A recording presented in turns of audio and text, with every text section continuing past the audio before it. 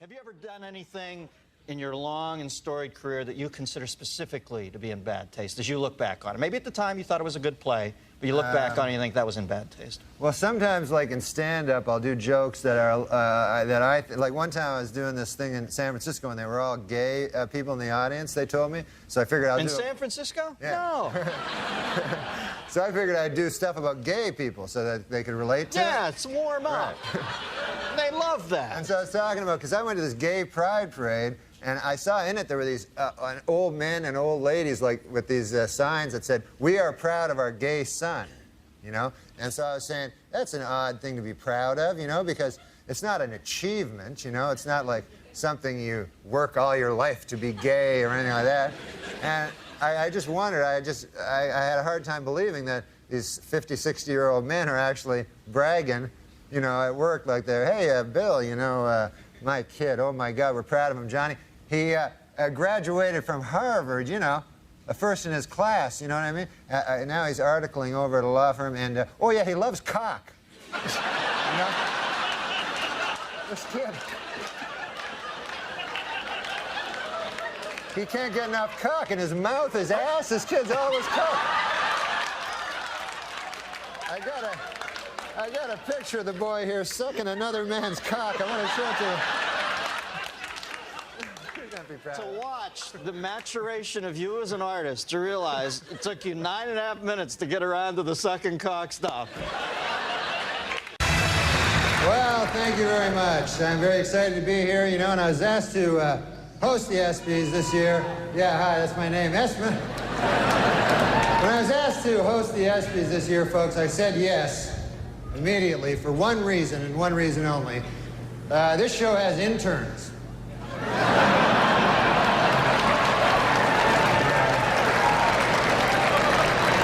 I'll be having a little improper relations backstage a little later.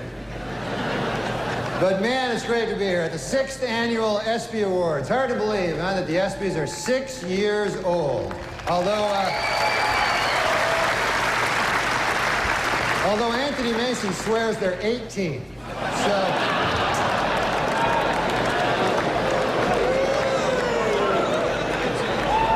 Yeah, he'll be having sex with the ESPYs in about 12 years, so. I wanted to talk about the crocodile hunter. Did you? Because I think... You're going to make him sad. Because I think, you know, it was tragic at the time, but I think... I don't know, people calling me, man, they're shocked. "Oh, hey, you wouldn't believe it, who got killed? The crocodile hunter." Please don't make me laugh at this. They were like, he was 44 years old. I'm like, that's a ripe old age for a crocodile hunter. That's not... And you know who had to be pissed about it were the crocodiles, because he got killed by some fruity fish. And so you know the crocodiles were like, "Hey man, that crocodile hunter got killed. Who did it, Frank?" You don't even want to know, man. Please don't do this anymore. Go, Bill, man, you had a chance. When the guy go, "Man, I had a chance. I had that mother. He was Tommy with a stick. I could have eat him and his kid."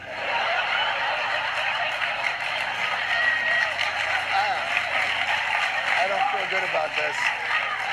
You remember I ever tell you that story, Bill? Yeah, only 1,000 times. That's for the kids. I was a little late here tonight. I took a cab to the theater, folks. And I don't know if you've ever been in these New York City cabs, but I got one of those cabbies, couldn't speak English, you know. Saw his name there on the dash. I couldn't even pronounce it. I think it was something like Hideki Arabu. Something like that.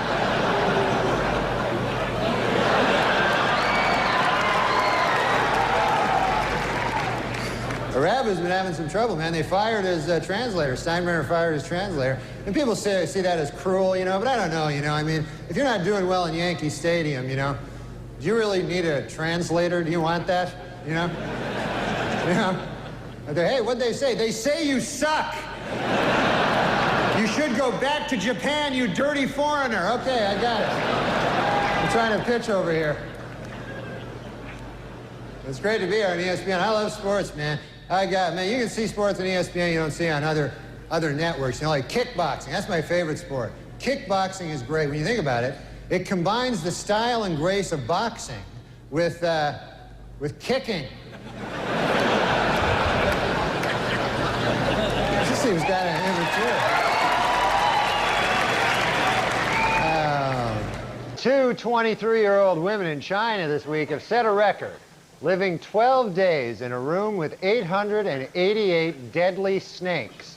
They now hold a place, a coveted place, in the Guinness Book of World Retard. Just backstage, a lot of celebrities back there, man. I was talking to Jerry Jones, you know, the Cowboys owner, and he's disappointed, obviously. Yeah. Well, he's a good guy, though, man. He's talking about rebuilding the team, you know. And he told me, he says, we have to get back to what made us a championship team. Strippers and crack.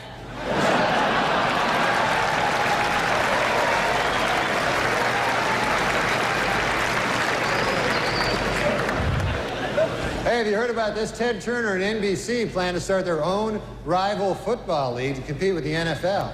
And not much known about the specifics of this new league, except for this, it will suck. They know that. So they might have trouble, you know, getting advertisers when we know it will suck. I've never asked you this before, and we've been good friends for many years. Ah. Okay, I made that up, but... No. We haven't? No, we're friends. We're good friends, but I don't know what your... McDonald, is that Irish? Is that Scottish? What's your ethnic background? My ethnic background is Polish. Are you really Polish? Wow. Polish people, I didn't yeah. realize that. Yeah. McDonald, you don't... Well, my parents changed their names. They Right. had to because of the constant ribbing they'd get for being Polish, you know. Mm-hmm. And so they changed their name to McDonald. But, you know, it's one of the things that you can, you know, I mean, I get a little upset about it, you know. Because, you know, you All the can't... Polish jokes and Yeah, stuff. you can't make jokes about other people, but for some reason you make jokes about Polish people, you know? Right, right. I don't like it. Right. You shouldn't. That sounds bad, yeah. I mean, I had an experience, you know. I go in and I order a Polish sausage, you know, from this guy, you know. And so the guy says to me, you must be Polish. And I said, come on, man. I mean, come on. Think about it, what you're saying. You know, I'm trying to knock some sense into this fellow's head, maybe give him a wider world view, you know? Sure, yeah. I said, you think because I order a Polish sausage, I'm Polish. I said, what if somebody came in here and ordered French toast? Would you think he was French, you know? Right. I mean, what if somebody came in here and ordered a Belgian waffle? Would you consider that guy a Belgian, you know? I mean, if a guy came in and ordered a German bratwurst, would you consider that fellow to be a German fella? Right, I said, what if a guy came in and ordered German potato salad? I suppose you'd think he was German too. Yeah? Yeah. You know, what if a guy... Wow, you talked to this guy for a while. I'm telling you, man. With racists, you have to get through You have to them. really get it into their head. Right. I said, if a guy came in and he ordered a Cuban hamburger, are you going to assume he's a Cuban? Right. I said, I think it is absolutely ridiculous that just because I come in here, I order a Polish sausage, why would you jump to the fact that I'm Polish? Right. And the guy says to me, well, first of all, it's a hardware store.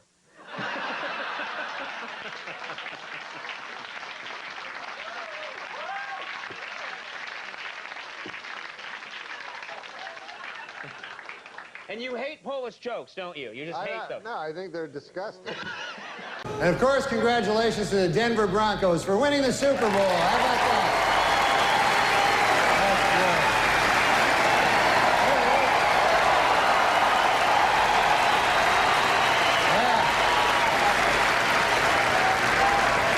Yeah. Denver did great, you know.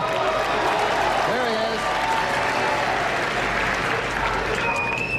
I love the Denver fans, you know, because for one thing, they don't wear food on their heads. That's nice. And they had a wild celebration in Denver after that Super Bowl, man. And now city officials expect an even wilder celebration if the Nuggets win 10 games this year. They say they're gonna say the whole city's gonna go nuts. Yeah, the Nuggets are having a bad year this year, man. Matter of fact, they're making a film about the team. They got a pretty catchy title. It's Black Men Can't Jump Either.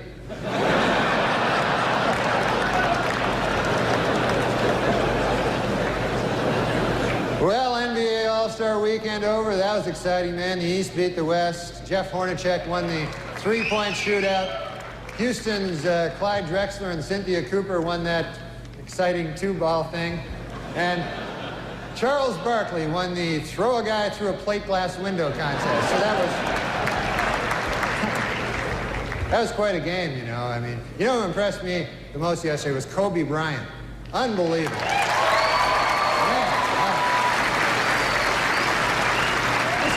This guy's amazing. 19 years old, the youngest starter ever in the All-Star game, and he played so well that today he was named spokesman for NBC's new public service campaign called Screw It, Who Needs College? No, You think Jack Benny is funny? I don't even know. No, I don't really know any of his shit. You've seen him though. Like when you. I saw him on Byron Allen. No, Comics Unleashed. Here's the thing Byron Allen has. A show called The Entertainers. And what he does so he'll go to junkets. Right. And then he has huge guests. So it'll be like at the beginning it'll be his voice. The Entertainers. Tonight, Harrison Ford, Adam Sandler, Morgan Freeman. It's the biggest stars ever. And he just interviews them in the junkets, but he makes it sound as if, and then this is his gambit. This is what he does to people. So let's say he's talking to Harrison Ford, right? He'll go, now the last time I talked to you, you were talking about working out.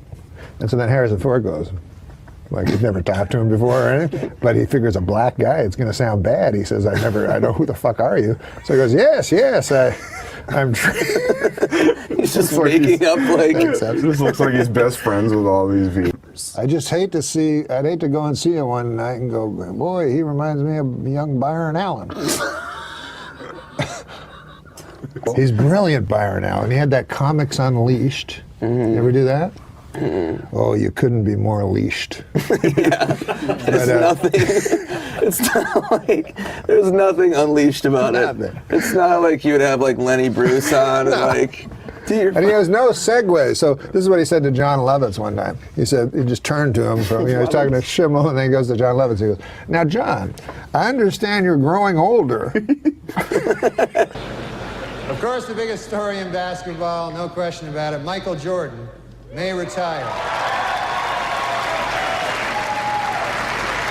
Yeah, Michael Jordan may retire after this season, and it's terrible news for Bull fans, you know, but it is terrific news for golf hustlers. They're happy about it. But Jordan is very serious, though, about leaving. In fact, he's already called the Hall of Fame to make sure that his plaque bears his basketball nickname, Air Jordan, and not his baseball nickname, Senior Crappy.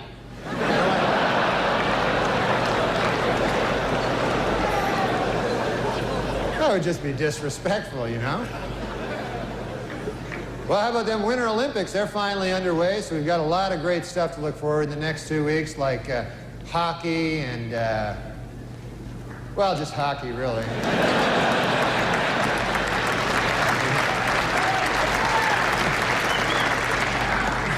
I was watching last night, I saw speed skating, and my goodness, you know, could the outfits they wear be any tighter?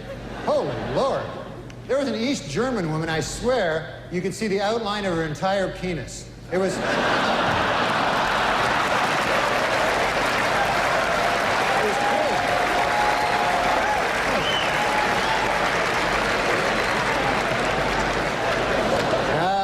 Goodness. Well, the magazine POV came out this week with a list of the best and worst jobs to have in the next century. Their 3 best were, in this order, multimedia software designer, management consultant, and interactive advertising executive. While their worst, for the 3rd year in a row, crack whore.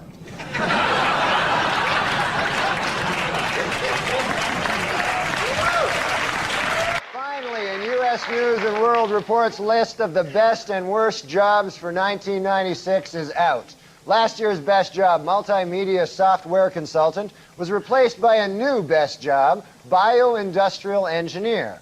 And in the worst job category, last year's winner, crack whore,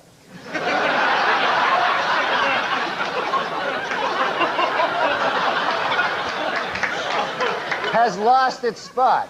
The new worst job is assistant crack whore. Well, there's all kinds of sports celebrities in the audience tonight. I see Tiger Woods right there. Tiger Woods, how about that, huh?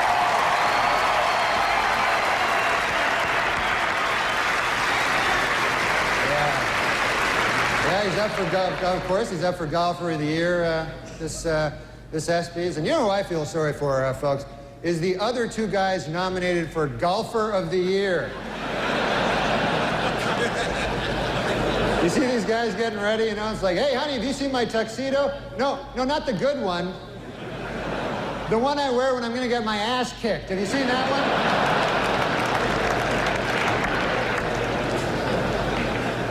Yeah, Boomer Esiason is with us. Boomer. How you doing, buddy?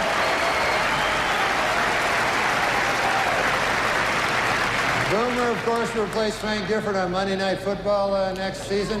And Frank told reporters that this will allow him to spend more time with his wife and children. Then he broke down and cried for 45 minutes. So.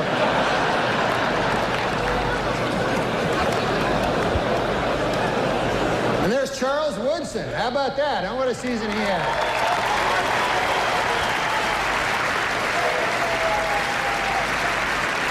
Great, man. He became the first defensive player to win the Heisman Trophy. And congratulations, Charles. That is something that no one can ever take away from you. Unless you kill your wife and a waiter, in which case, all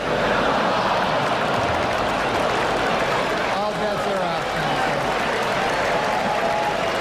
It's a word of advice.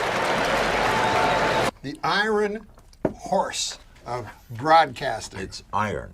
You don't pronounce it iron. That's what everybody tells me. It's the iron horse. Like Lou Gehrig was the iron horse of baseball. Yes. The word I-R-O-N is iron. No, iron. Iron. That's what makes English the world's toughest language. Yeah. You know, right? Sure. It is the Because toughest language To to me, learn. it's the easiest. Yeah, well, you were born with it. Yeah. Say what you want about how huge and fat my head has gotten, but who'll forget it. Try iron. Why doesn't that clock work? Why doesn't that cock work? That No, clock it's, my cock works Oh, just this fine. clock It's over here. Your mind is going somewhere, Norm. No, I thought that's what you said. I heard you had Larry King on here. Cast Your iron. show that's amazing, by the way. No one Cast- gets on Larry King. Cast Larry iron. King gets you.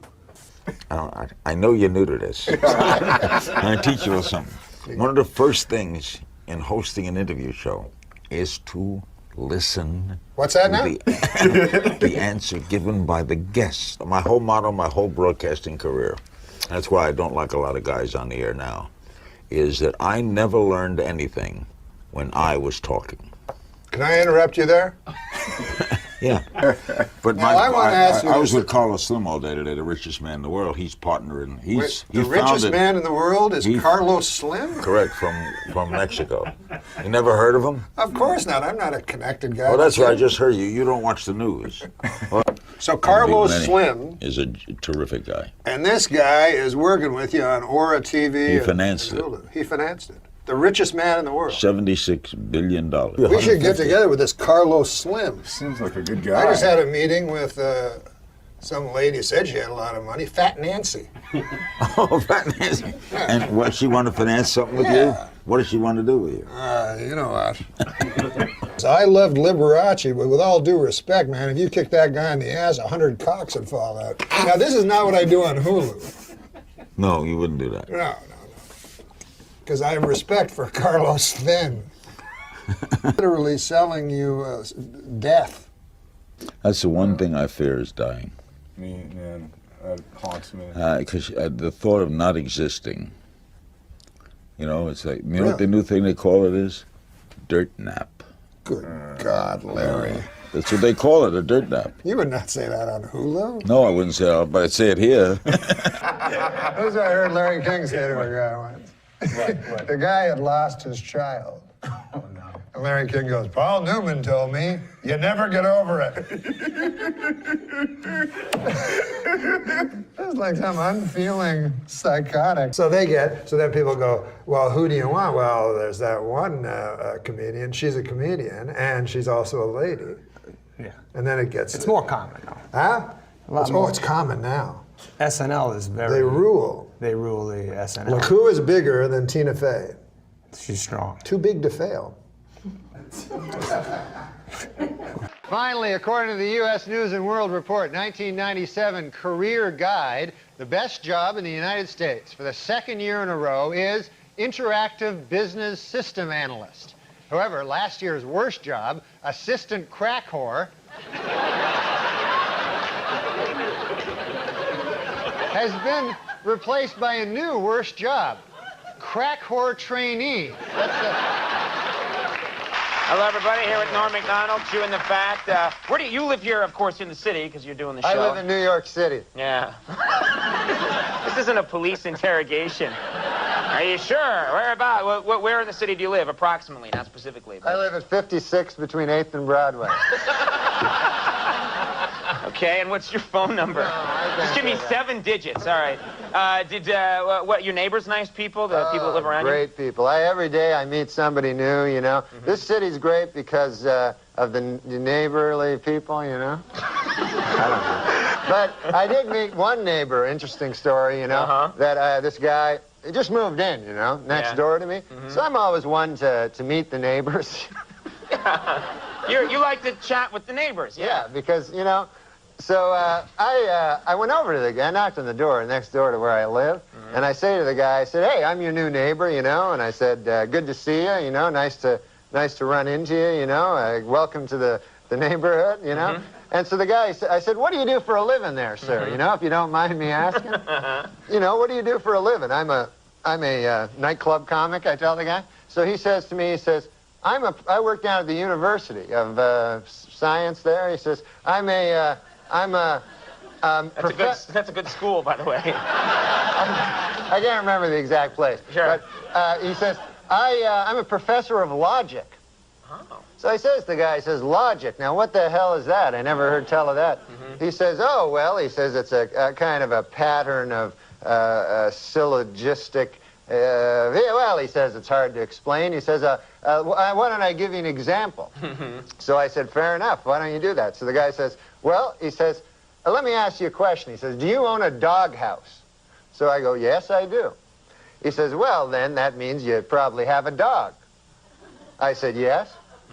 He says, well, that means you're likely you have a family if you have a dog. I said, yes, I do. He said, well, then that means you got kids, you're married? I said, yes, I am. He says, well, then you're a heterosexual man. I said, yes, sir, I am. He says, well, you see, that's logic there. I asked if simply from finding out you had a doghouse, I made this series of inferences, and I found that you're a heterosexual man simply from the fact that you had a doghouse. Well, I said, good God, isn't that something? Okay. So I said, well, I won't waste any more of your time there, neighbor. And I said, I'll see you later. See you around. Okay. So I said, come by one day and have a chicken with me. So anyways, I left. So I left. So I go to get a bus, you know, to the bus stop. And I walk down to the bus stop, and I'm still thinking about this thing that happened to me, you know. And I'm standing at the bus, and no bus coming at all, you know, and 5 or 6 of us standing around, and one guy lights up a cigarette there, and he goes, as soon as you light up a cigarette, the bus comes. And he smokes the whole damn cigarette, no bus comes. Right. So I said to the guy, well, that theory really worked, huh? And the guy goes, well, sometimes it works. Anyways, the guy goes, what's new with you? I go, well, I had an interesting thing happen to me today. I said, I met my neighbor. And he goes, oh, yeah? I go, he had a hell of an interesting job. I said, he's a professor of logic down at the University of Science. And So the guy says, is that so? He says, Professor of Logic. He goes, what the hell is that, logic? I said, well, it's a series of Scylla something or other. Right. I said, I can't remember exactly, but I said, I'll give you an example if you want to hear an example. Yeah. So the guy goes, all right, fair enough. So I said, let me ask you this. I said, let me ask you a question. Do you own a doghouse? And the guy goes, no, I don't own a doghouse. So the guy says, oh, yeah, you're one of them gays.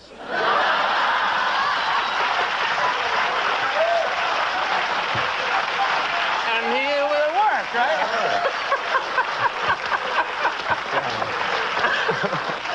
What great stuff you can learn at Yeah, it that was nice. University of Science there. All right. And then the guy, and then get this. Get this. There's more. This gay guy Yeah. invites me to have a chicken at his place. That's some kind of euphemism. I don't Watch know. out. All right. The new people. Oh, hey, guess what? There's a young girl that's middling attractive that swears a lot. Let's get her. What? Is that the new fucking thing? Yeah. Sarah Silverman, girls- hysterical. Right. Who's funnier than her? Nobody. No, except dudes. But, Nobody. and we're going to read jokes. We read jokes. I thought you were going to talk about this thing. We're going to talk about the man. What about the man great? Is that like a genital cleanser? No! No, my God. What is the man great, you ask? Okay. Huh? Fine. I didn't, but... You didn't ask. It is 100% made in America. Cast iron grilling grates. Iron. You don't pronounce it iron. That's what everybody tells me. It's the iron horse. Like Lou Gehrig was the iron horse of baseball. Yes. The word I-R-O-N is iron. No, iron. Cast iron. Iron? Cast iron grilling grates that Are are you kidding when you say iron? You know what? Don't be like fucking Larry King. That motherfucker, I say iron and he's up my asshole for fucking 4 days. It should be iron. That's what makes English the world's toughest language. Yeah. You know, right? Sure. It is the Because it's toughest language To to me, learn. it's the easiest. Man great. Great. Have you heard of the man great? Yes, I have. You have? Yeah. Where'd you hear about it? On Adam Carolla's podcast. Wow. Yeah. How about that? Do you have a father? Man great is the perfect gift for this Father's Day. Is he alive? Yeah. Yeah. 100% made in America. If he was dead, it would have been a really bad moment in the commercial. Your dad's alive? No. Fuck. God damn it. I'm sorry about your dad. That's fine. Your father's dead. But you have children. You are a father. Yes, and I'm not dead. Yes. Maybe you'll give me one. And I'll give you use it. one. Is your mom still alive?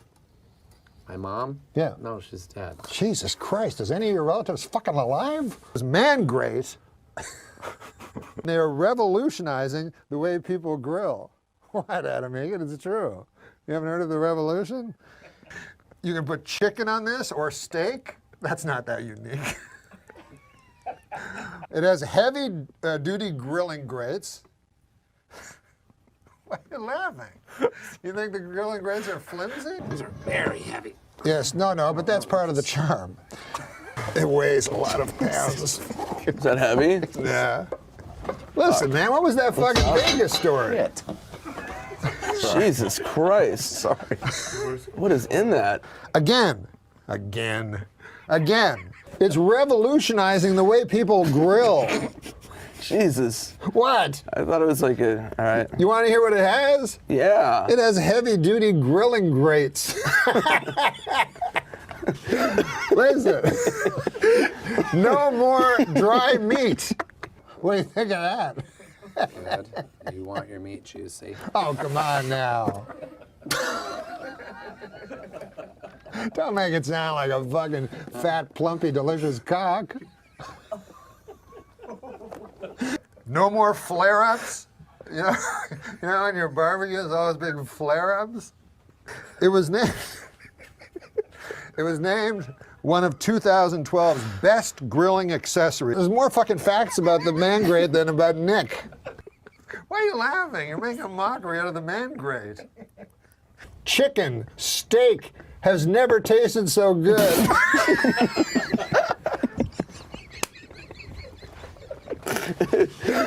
Hey, how about this? Each NORM MACDONALD show order comes with a heavy-duty grilling brush. Jesus. You don't want to put that on your not dry meat. Look at that. Those things are dirty. No, no. That's from the iron.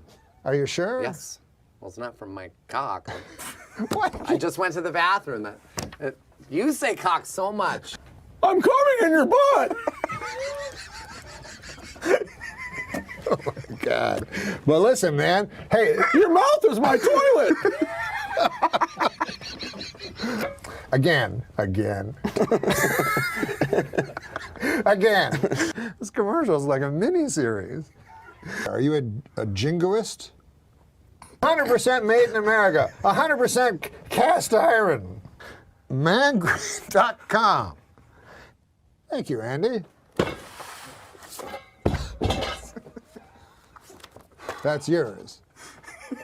You just threw your own going away present with contempt to the floor. That was our only sponsor. Oh, yeah, and you lost. Yeah, now we found out we lost Mangrate as a sponsor. And then earlier today, I think we were told legally we can't say we lost them as a sponsor even. Yeah, I think we were still waiting to find out if we were allowed to say that. But anyways, Fuck that it, was who cares? Schwartzen. We lost them. That was Nick Schwartzen that fucked it all up. Some gold-plated chains would make a nice retirement gift for a very, very good slave. Well, this Are you serious? Well, this was written. Are you serious? This was written years Did ago. you just write that? I didn't write Did it. you just say that? No, I read it. Yes. You read that? It was an old. This Lindsay Lohan can't swim a stroke, but she sure knows every dive in town. That one I liked. That was my favorite. I'm keeping this. That is a favorite. Las Vegas is now home to a 550-foot-tall Ferris wheel. Also drawing thousands to Las Vegas, whores. That's you. That's your voice all the way right there. It's the old, the Norm MacDonald lean in, whores. No. Ladies and gentlemen, Norm MacDonald.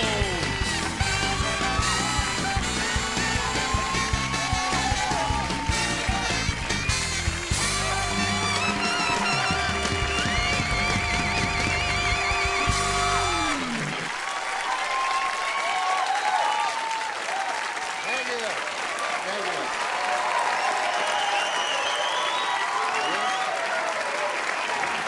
Thank you very much. You're very kind. You know, in the, what's that? Oh, yeah, no, you're absolutely right. That is my name. You know, when the people here asked me to do the show, you know, I gotta say, I felt kind of weird, you know. I don't know if you remember this, but I used to actually be on this show, you know. I used to do the weekend update news routine. You remember that? And yeah, that's where I did the make-believe news jokes. You know, that was me, right? So then, a year and a half ago, right, I had a sort of a disagreement with the management at the NBC. I wanted to keep my job, right? And they felt the exact opposite. So you see, they fired me because they said that I wasn't funny, you know? Now with most jobs, I could have had a hell of a lawsuit on my hands for that, but see, this is a comedy show. So they got me, you know, you don't want it. But now, this is the weird part, right? It's only a year and a half later, and now they asked me to host the show. So I wondered, I go, hey, wait a second here. Hey! I go, how did I go in a year and a half from being not funny enough to be even allowed in the building to being so funny that I'm now hosting the show? How did I suddenly get so damn funny?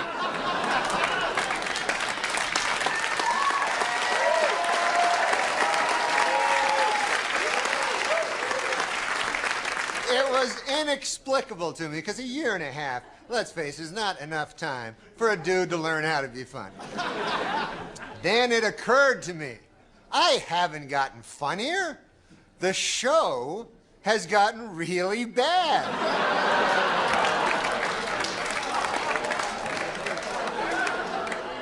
So yeah, I'm funny compared to, you know, well, you'll see later. But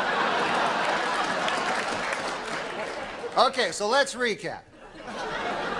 The bad news is I'm still not funny. The good news is the show blows. All right, folks, we got a bad show for you tonight. Dr. Dre, Snoop Doggy Dogg, and Eminem are here. We'll be right back.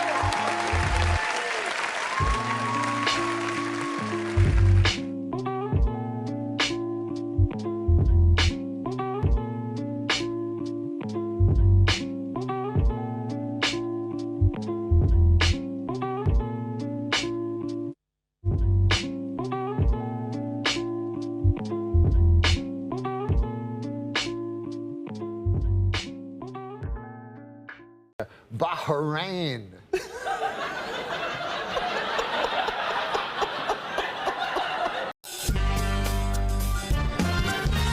Jokes. This is a section where we do jokes. It's kind of comic relief. Okay. So this is a topical joke about the flight, but you just read it. You don't read ahead. Oh, no? You can if you want. Malaysian Flight 370 is still missing. You know where they're going to find it? The last place they look. The pilot's last words, I've had it with these motherfucking snakes on a motherfucking plane. That could be, yeah, that could be. You're giving me these great jokes, okay.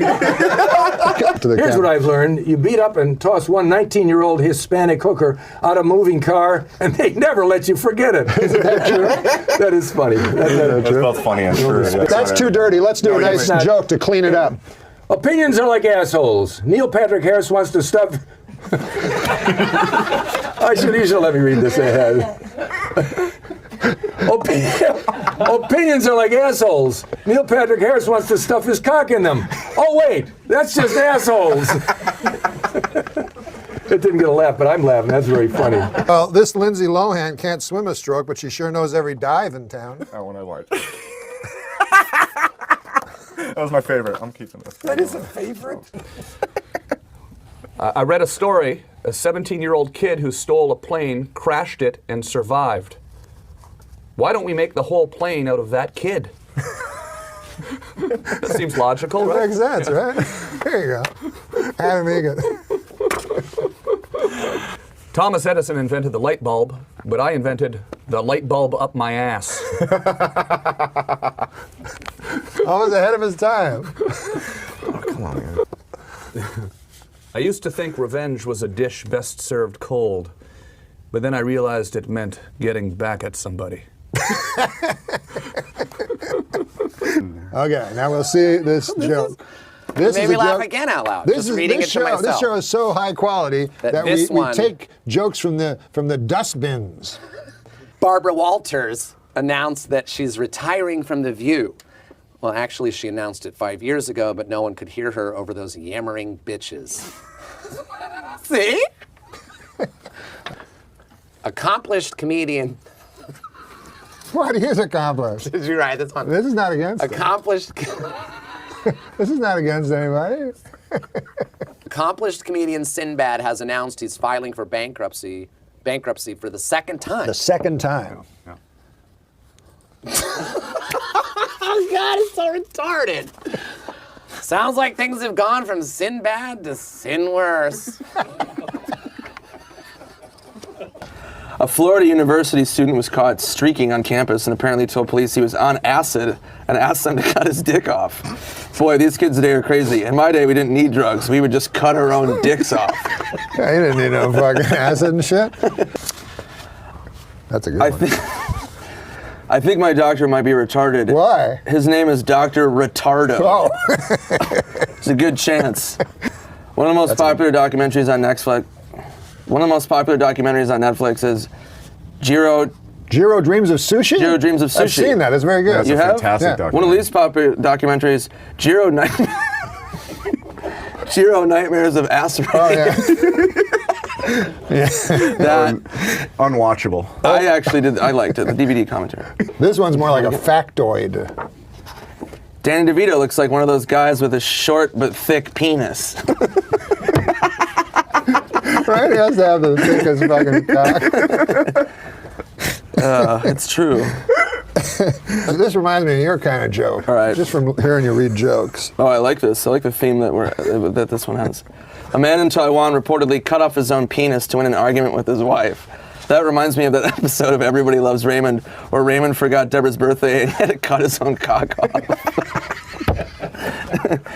Oh my God. What about this? This is what you were talking about earlier, 42. I love the movie 42. It's Chadwick Boseman like you've never seen him before. Of course, you've never seen him before. I get that. Yeah. Apparently, someone in Germany stole 5 metric tons of Nutella. Police haven't arrested anyone yet, but they are questioning Gunther Hogsbargen, the 700-pound man that smells like chocolate and hazelnuts, who guards the Nutella storage facility. That's funny. Larry, you like this? It wasn't too bad. Amanda Bynes is a lush blonde who's quickly turning into a blonde lush. See, I tend to laugh at my own. If you were a Russian prostitute on a date with serial killer Andrei Chikatilo, a.k.a. the Rostov Ripper, and he couldn't achieve an erection, that was not your lucky day. No. The Al-Qaeda online magazine Inspire has a recipe for a homemade bomb. They also have a recipe for a pretty darn good peach cobbler. They're not all bad, you know? I crack up when I see a funny joke and I hear it. You know. China's government has reported they have lost over 28,000 rivers in the past decade. That's weird. That is weird. My theory is they sold it into the sordid world of underground river sex trafficking. That's a really good punchline. A very suspect premise. You know, I'm old enough to remember back to simpler, more innocent times when the worst thing you'd hear about the news was hijacked jetliners flying into buildings. Oh, now, Gilbert, you're going to get into trouble again. I spoke to Johnny. Oh, He loved it. Is that right? Yes. I think there's nothing cooler than being a lone wolf, except at wolf picnics when you don't have a partner for the wolf wheelbarrow races. There you go. A new study shows that most men can identify a gay man by his face alone. It's the face that's buried in another man's asshole. It's about your friend. Hey, you're not going to believe this, but Bill Maher is giving away the solution to all our problems for free. He is, isn't he? Yeah. In my opinion, if we're going to fight the war on terror, a good place to start would be our country's haunted houses. I feel that could be in your act almost. Any of these could be in my act, and they will be. Tomorrow is National Secretary's Day. Which is true. Is that right? I plan on getting my secretary the same thing I always do, a big fat goosing. The man behind the voice of Tony the Tiger, sadly, the man behind the voice of Tony the Tiger died at 64. His last words, I don't feel great. I gave it something. Yeah. Are these left over from when you did updates? Neil Patrick Harris posed nude for the cover of Rolling Stone except for a hat hanging off his wiener. And this morning, Adam Egat, oh, is that your name? Fucking change it. And this morning, Adam woke up and said, hey, where's my hat? Sorry, Neil Patrick Harris' cock. It's on his dick. Go get it. It's there the whole time, man. Playboy magazine has done away with the nude photo layouts altogether. In other words, they've eliminated ladies in the altogether. Oh man! That's a sort of radio DJ joke, I feel. The way you, know the what I way mean? you, We have to your deliver voice, with that, right? delivered it. In other words, amazing. they've eliminated ladies in the altogether. Altogether. Here's Taylor Swift. When you're single trying to attract a partner, it's important to project the qualities you desire, which I understand, but boy, oh boy, have I had to suck a lot of dick lately. That's sort of like a Bobby Lee joke. It is a lot like a Bobby Lee. All right. You know, you ever hear of steampunk? Yeah, I like it. Oh, you do? Yeah. Well, there's a joke for you. I wouldn't call myself a fan of steampunk, but I will say it's the healthiest way to prepare punk. Do you diet sometimes? I know, but do you go on diets and stuff? Yeah, sometimes. Okay, so this is sort of a diet joke a little bit. I'm so sorry. Boy, was it hot outside today. I went out to buy a California Pizza Kitchen signature pepperoni frozen flatbread, and by the time I got home, it was perfectly cooked and entirely eaten. 100% true. Oh, you ate it. See, I love it. In class, you ever heard Dirty The Johnny? Dirty Johnny jokes, yes. For the whole series. In this joke, he's not dirty. But anyways, the teacher has a thing, and the teacher says, today in class, we are going to have a little experiment. You're going to tell a story from your real life, and then afterwards, you are going to tell the moral of that story. You know? So Sheila puts up her hand, and the teacher says, Sheila, what's your story? So Sheila says, well, my dad works at the hatchery, and he took some eggs, and he put them all in a basket. All the eggs he put in one basket. And then he put them in the horse and buggy, and off we went to town, and the earth was uneven, and the eggs broke.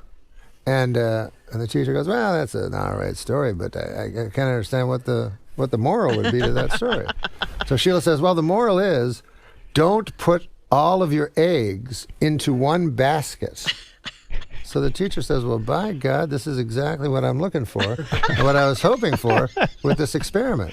Yeah. And anybody else have one? So Marjorie puts up her hand.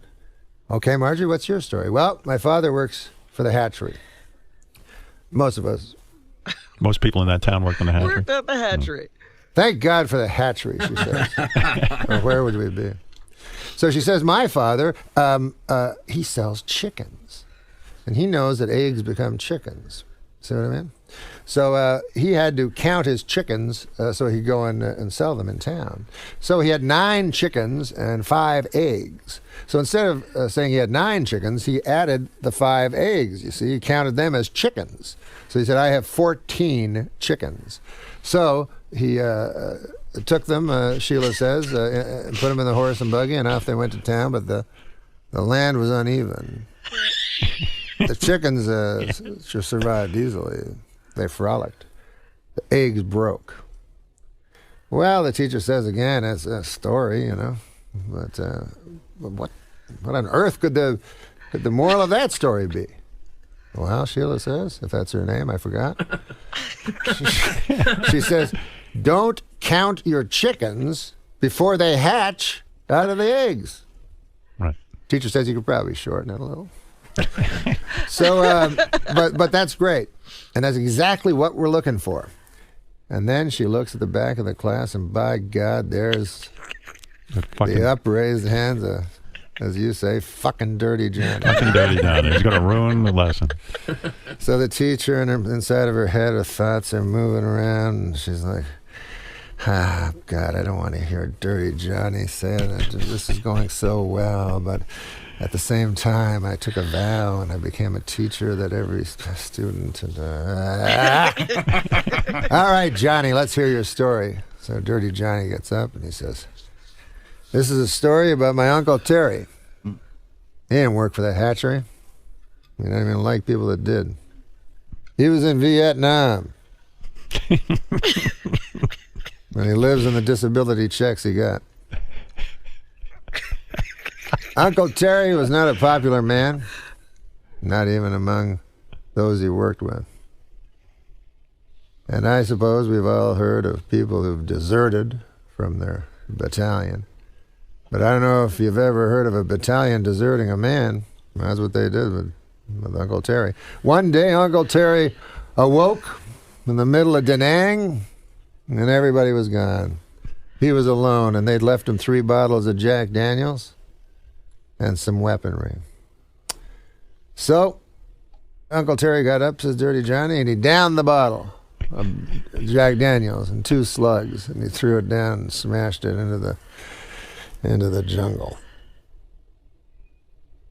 And then he walked, picked up the 2 Kalashnikovs and 3 or 4 Glocks and a couple of hand grenades, and off he walked into the unknown, the jungle, his fate. Came upon a village, and from the village came people. Now, were they Charlie, or were they the people that Terry was sent to protect from Charlie? Uncle Terry didn't know. But he knew he had to do something, so he took another swig from the bottle, and he let loose.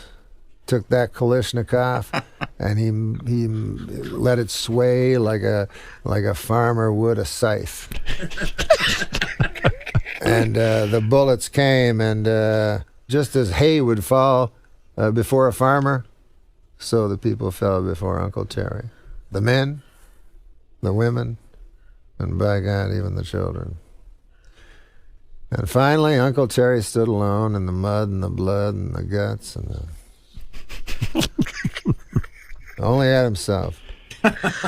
He took a long swig, and his hand brushed against his pants, and he felt wetness, and then he felt shame because he realized he had urinated himself in fear.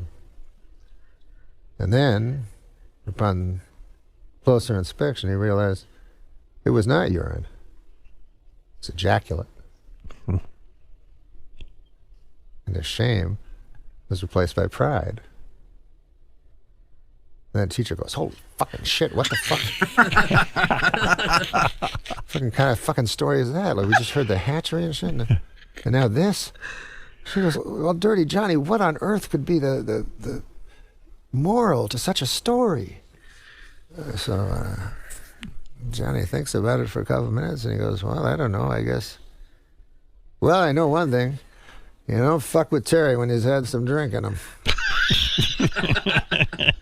And he's uncorked the jug. You stay away from Uncle Terry. And he don't like anybody that works at the hatchery either. You remember that. You tell your parents that. Wow. So that's just to lighten things what up. A joke. Your dad told you that? Your dad was a great storyteller. That was my dad's story. That You he taught loved us to laugh again, Norm. Thank you. Look at that. my goodness. Ejaculated right in his pants, huh? Yeah. Loved The thrill killing. of it. The thrill of it. thrill of killing. The thrill of it. Well, who knows? Who knows? Who knows what it was? Who knows what would happen if you were put in that situation? Thank you for that story, Norm. I mean, we always talk about going back and, if you could only go back in time and kill Hitler. You know what I Right, mean? yeah. But what a horror it would be to go back in time, meet Hitler, and get hypnotized by him. And like him. And then become one of the guys. And Right. it gets even worse. They say he was a very powerful speaker. You didn't know. All of a sudden you're killing it. They say he was a powerful speaker. Then on YouTube, he's like, and you're like, what Yelling. the fucking Christ? Don't vote for him. Vote for anyone else.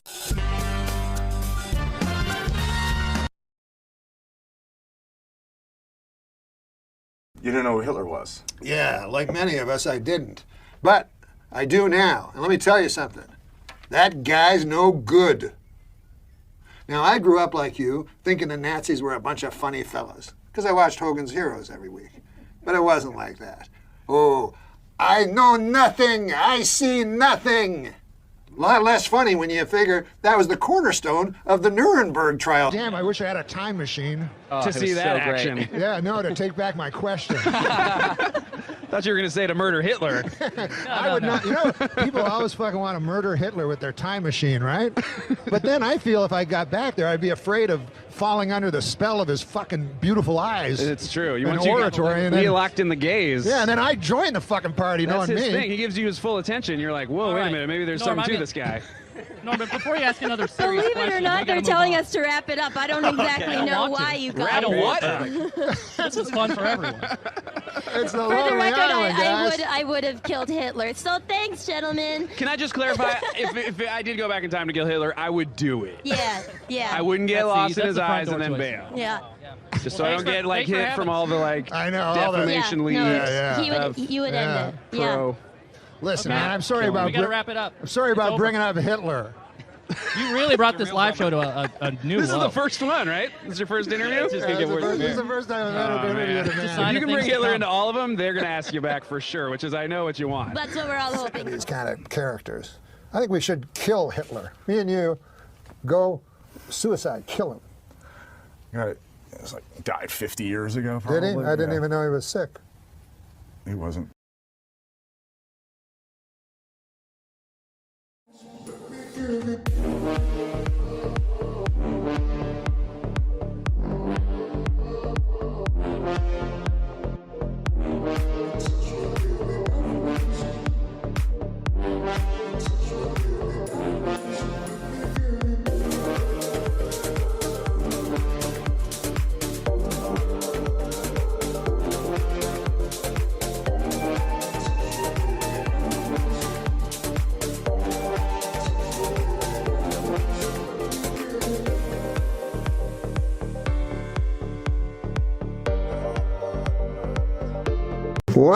Why is it that you can't, England's not doing well financially. Right. Can't you get you call them your mates? Mm-hmm. They're friends. Yeah. Everybody else in the world, they call them mates. Sure. Get a couple of dozen of your mates and go down to that Buckingham Palace and kill the old bag. To what end? It's money. Right. And here you're kind of a, I don't know if you're a punk rock kind of a guy or what you are, but you don't seem to have much use for authority. Now, Egypt has the Egypt Spring, and they're like, we got to get rid of this guy. He owns half the money in the country. I mean, right? Let's get together on Facebook and we'll storm the palace. I feel in England, the people here in this room could get in there and take. The Queen has all the money. She's got a lot of money, hasn't she? She's the richest woman in the world. Are you an old sea captain? What is this shtick that are you drunk on rum? We were talking outside about why you never guest hosted for some of the. I thought you were going to say why. No, I'm beginning to realise. But it's what's weird is you're not even drunk, and yet it's the illusion of it is extraordinary. Have you had a stroke or have you had a breakdown? It's a breakdown. You just had a little light breakdown on the way in the car.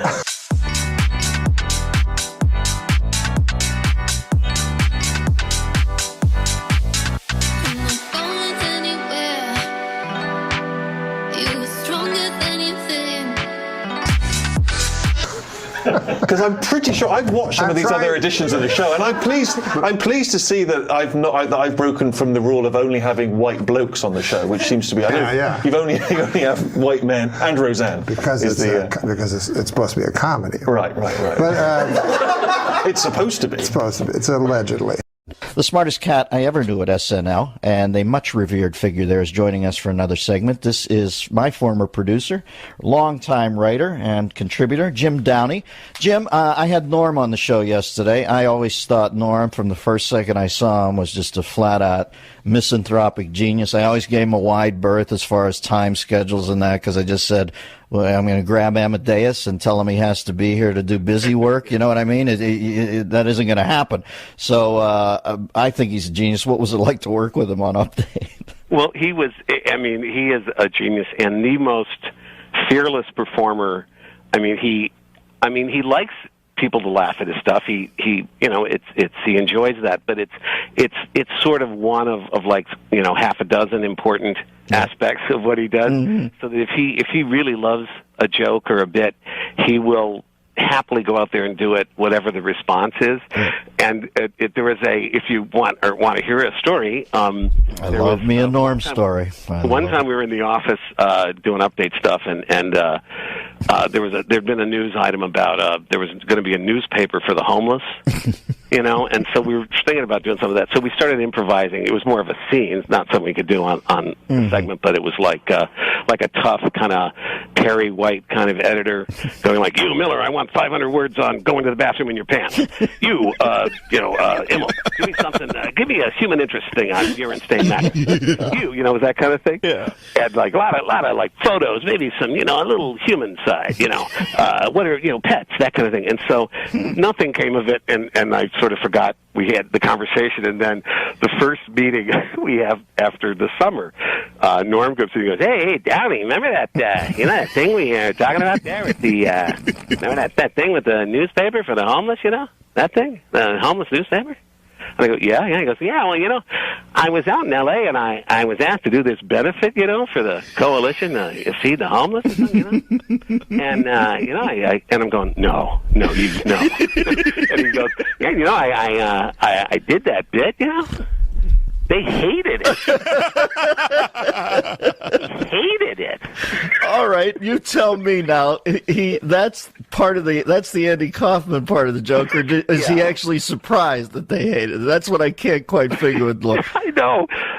Jimmy calls in here periodically and says that he has bought a puppet and he wants to work material out on the show. And I'll say, well, tell me about the puppet. And it's an old man puppet who's a Holocaust denier. And it's obviously just Norm sitting at home talking as Norm. He makes no pretension to a puppet voice. I know. And I think he's Andy. I don't know. I view a lot of Andy Kaufman in there. It's just he also would like to, one of the things that he would really enjoy just getting into a character and then you could not get him out of it. Like he liked doing old man stuff. Yes. Like being an old geezer and complaining about aches and pains and stuff like that. And then you go, okay, Norm, now seriously, now we actually have to talk about it. He'd start doing stuff about rheumatism and things like that. And you just had to plead with him to just stop. But he was on his own kind of set of rhythms. The speed with which he would take his sport coat off at the end of his Letterman impression always I would watch the thing just to watch, because Letterman's so ill at ease with show business, always makes this conscious show of getting rid of the sport coat at the end of the show. And when Norm picked up on that and did that as impression, God, I fell out. You know who I learned a little bit about that was Norm. And of course, Norm's a little crazy, but Norm, a big host would come and we'd all get all hopped up, like, okay, Rosie's gonna bring in big ratings. Let's get our AP. Where's my goat? I'm gonna throw out a goat. And Norm would sit there in the pitch meeting. We'd all be dead serious. Will would throw out, I'm going to do a cheerleader. Right. This one and that. And Norm would be like, yeah, I got a sketch ready. You're going in your pants, and you're just walking around. And you're like, yeah, I'm the guy with the in my pants. I hate this guy. And you look at him like he was nuts, but he knew what he was doing. Yeah, Norm knew exactly. Listen, one of the single funniest things I've ever seen in my life is when he did Letterman, how quickly he would throw the sport coat off at the end of the sketch. Nothing made me laugh harder than Norm. Doing Letterman, and I said to him, what's with the sport? You know how Letterman, how ill at ease he is with show business. Yeah. Norm said, that's all I had at the beginning. The essence of it was his discomfort. I said, this guy's a freaking genius. He is a genius. He would warm up the crowd. Now, when I would warm up the crowd, I would warm it up like I was playing the Garden, and I wanted to teach everyone a lesson. If I'm cut from tonight, I want you to know I should have been on. That I was a badass. Yeah, I'd warm up the crowd, kill. Norm would go up behind me, and he'd go, hey, Jim Brewer and these guys, he's got all these great impressions, So I said, well, I better learn some impressions. So, are you guys all ready? This is my newest impression of these, and I love it. Because here's Ed Sullivan. And I'm like, he's really going to do Ed Sullivan? Like, why would you? He goes, Ed Sullivan introducing the Beatles. And he goes, ladies and gentlemen, it's the Beatles. Well, I got to work on that one a little bit. I'll see you during the show. He's got a little Andy Kaufman in him, Norm. He likes to frustrate, titillate a little, but then periodically he'll say something like, I feel sorry for the homeless guy's dog, because the dog's thinking, this is the longest walk I've ever been on.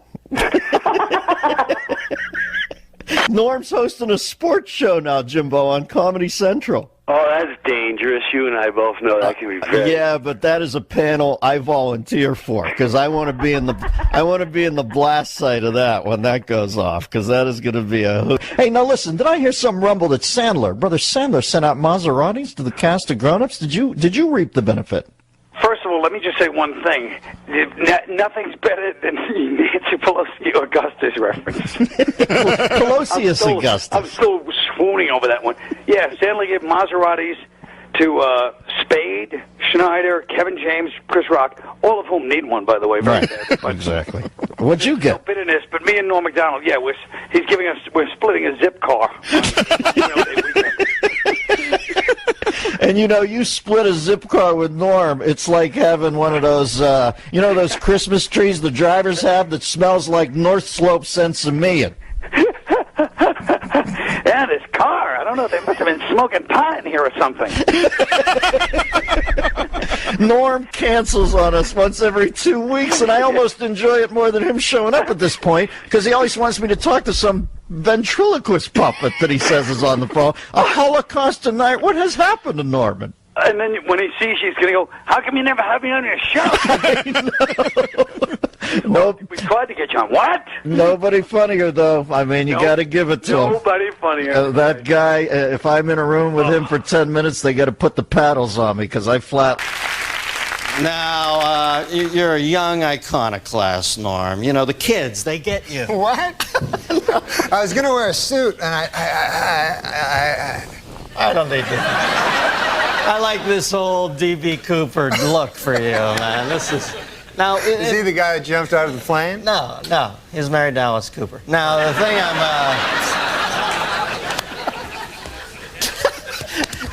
remember you wrote for my first talk show? Yeah, you gave me my first job. And I used to come in the room, and you and Drake Sather had no lights on. It was like some fucking Anton LaVey Satan cult in there, and you guys used to turn out the sickest jokes ever, and everybody was always smoking. Then I see you on Saturday Night Live during the opening credits, and one of the things I like about you is you're completely unfiltered on that show. You'll say anything, and I saw in the picture you had a cigarette in your mouth. I thought, this guy just doesn't give a shit. So I asked you to come on, I find out you pussed out on me and quit smoking. What is that all about? No, because it's bad for you. They have these fucking things on the side. You have to read the fine print where it says, it's bad. Now, when did you first start smoking? I started smoking when I was a kid, like when I was, I think I was like 14, and I thought, I'll look really cool, like if I start smoking, because I didn't get along with anybody. So I started smoking. Wouldn't you know it, I did look cool. All of a sudden, all these broads like me and everything. Not broads, but ladies, girls, women. And, it was hard though, man, because I was guilty about it all the time I smoked, because I always thought, I always knew it was bad for me, Like even though some guys will say that it's good because their uncle lived long or something, he smoked, and they'll go, hey, what about, that old guy, Bert Mustin, what about that guy, And then he just because he lived long, that doesn't mean anything, right? That's just one guy. You can't. Just because Bert Mustin lived long, you're all of a sudden... You did your master's thesis on this, didn't you? Now, did people bother you a lot when you're smoking? Were people pissed off when... Yeah, people don't like when you smoke, They're bothered, like... I gotta admit, though, secondhand smoke is bad. Like, I don't like... When I smoked, I didn't like secondhand smoke. I like that first-hand smoke because you get to suck it right out of the cigarette, And the second-hand, any fucking thing that's already been ingested by someone is not as good, You know what I mean? Like a pork sandwich is delicious, but after a digested pork sandwich, that's fucking shit.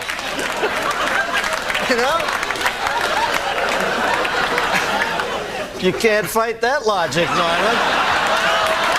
You cannot. Do you think advertising brings kids to smoking? There's a lot of fight with the Joe Camel thing. Do you think they really? Yeah, definitely they got it. Because the thing is this, the advertisers, they got to go after kids because they're not going to get adults. Like, there's not going to be a 50-year-old guy going, hey, I should start smoking. That goddamn Camel. Look at him. They gotta get little children. Joe Camel. Yeah. That's a frightening looking beast. He looks like a cock. I didn't make this up. And I know you don't mind first-hand cock, but... You don't know that. Don't say that. I know how this stuff happens, man. Because a buddy of mine worked on Saturday Night Live, and he said he was a fag once as a joke.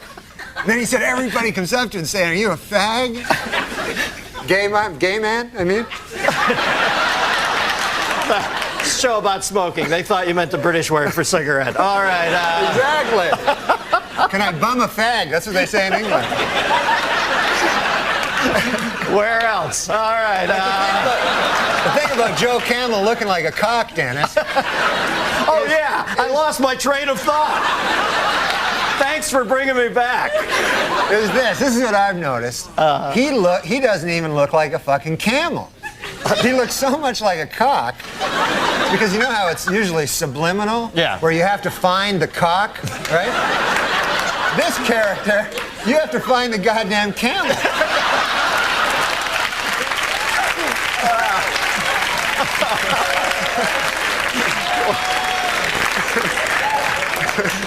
Yeah, believe me, when you only get 2 humps out of a cock, it's not worth smoking. All right, now, line 2, we got a phone call for you.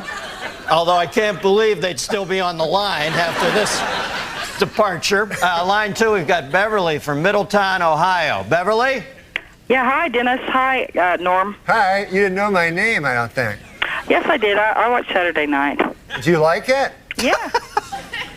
I liked it when Dennis was on it. Yeah, I did too. I watch Dennis every Friday. Get out of here. You're great at that, man. You're great at this. You know why? Because you don't give a shit about Dennis. You know what I mean? It's like the best thing you can do. Whenever I'd go on, they'd go, what's it like following Chevy? And I like Chevy. He makes me laugh. I mean, what the fuck do I think about Chevy? I'm trying to make a living here. Right, you know what I mean? Yeah. And when I see you, I know you're thinking the same thing. Like, screw Dennis. I'm killing. Okay.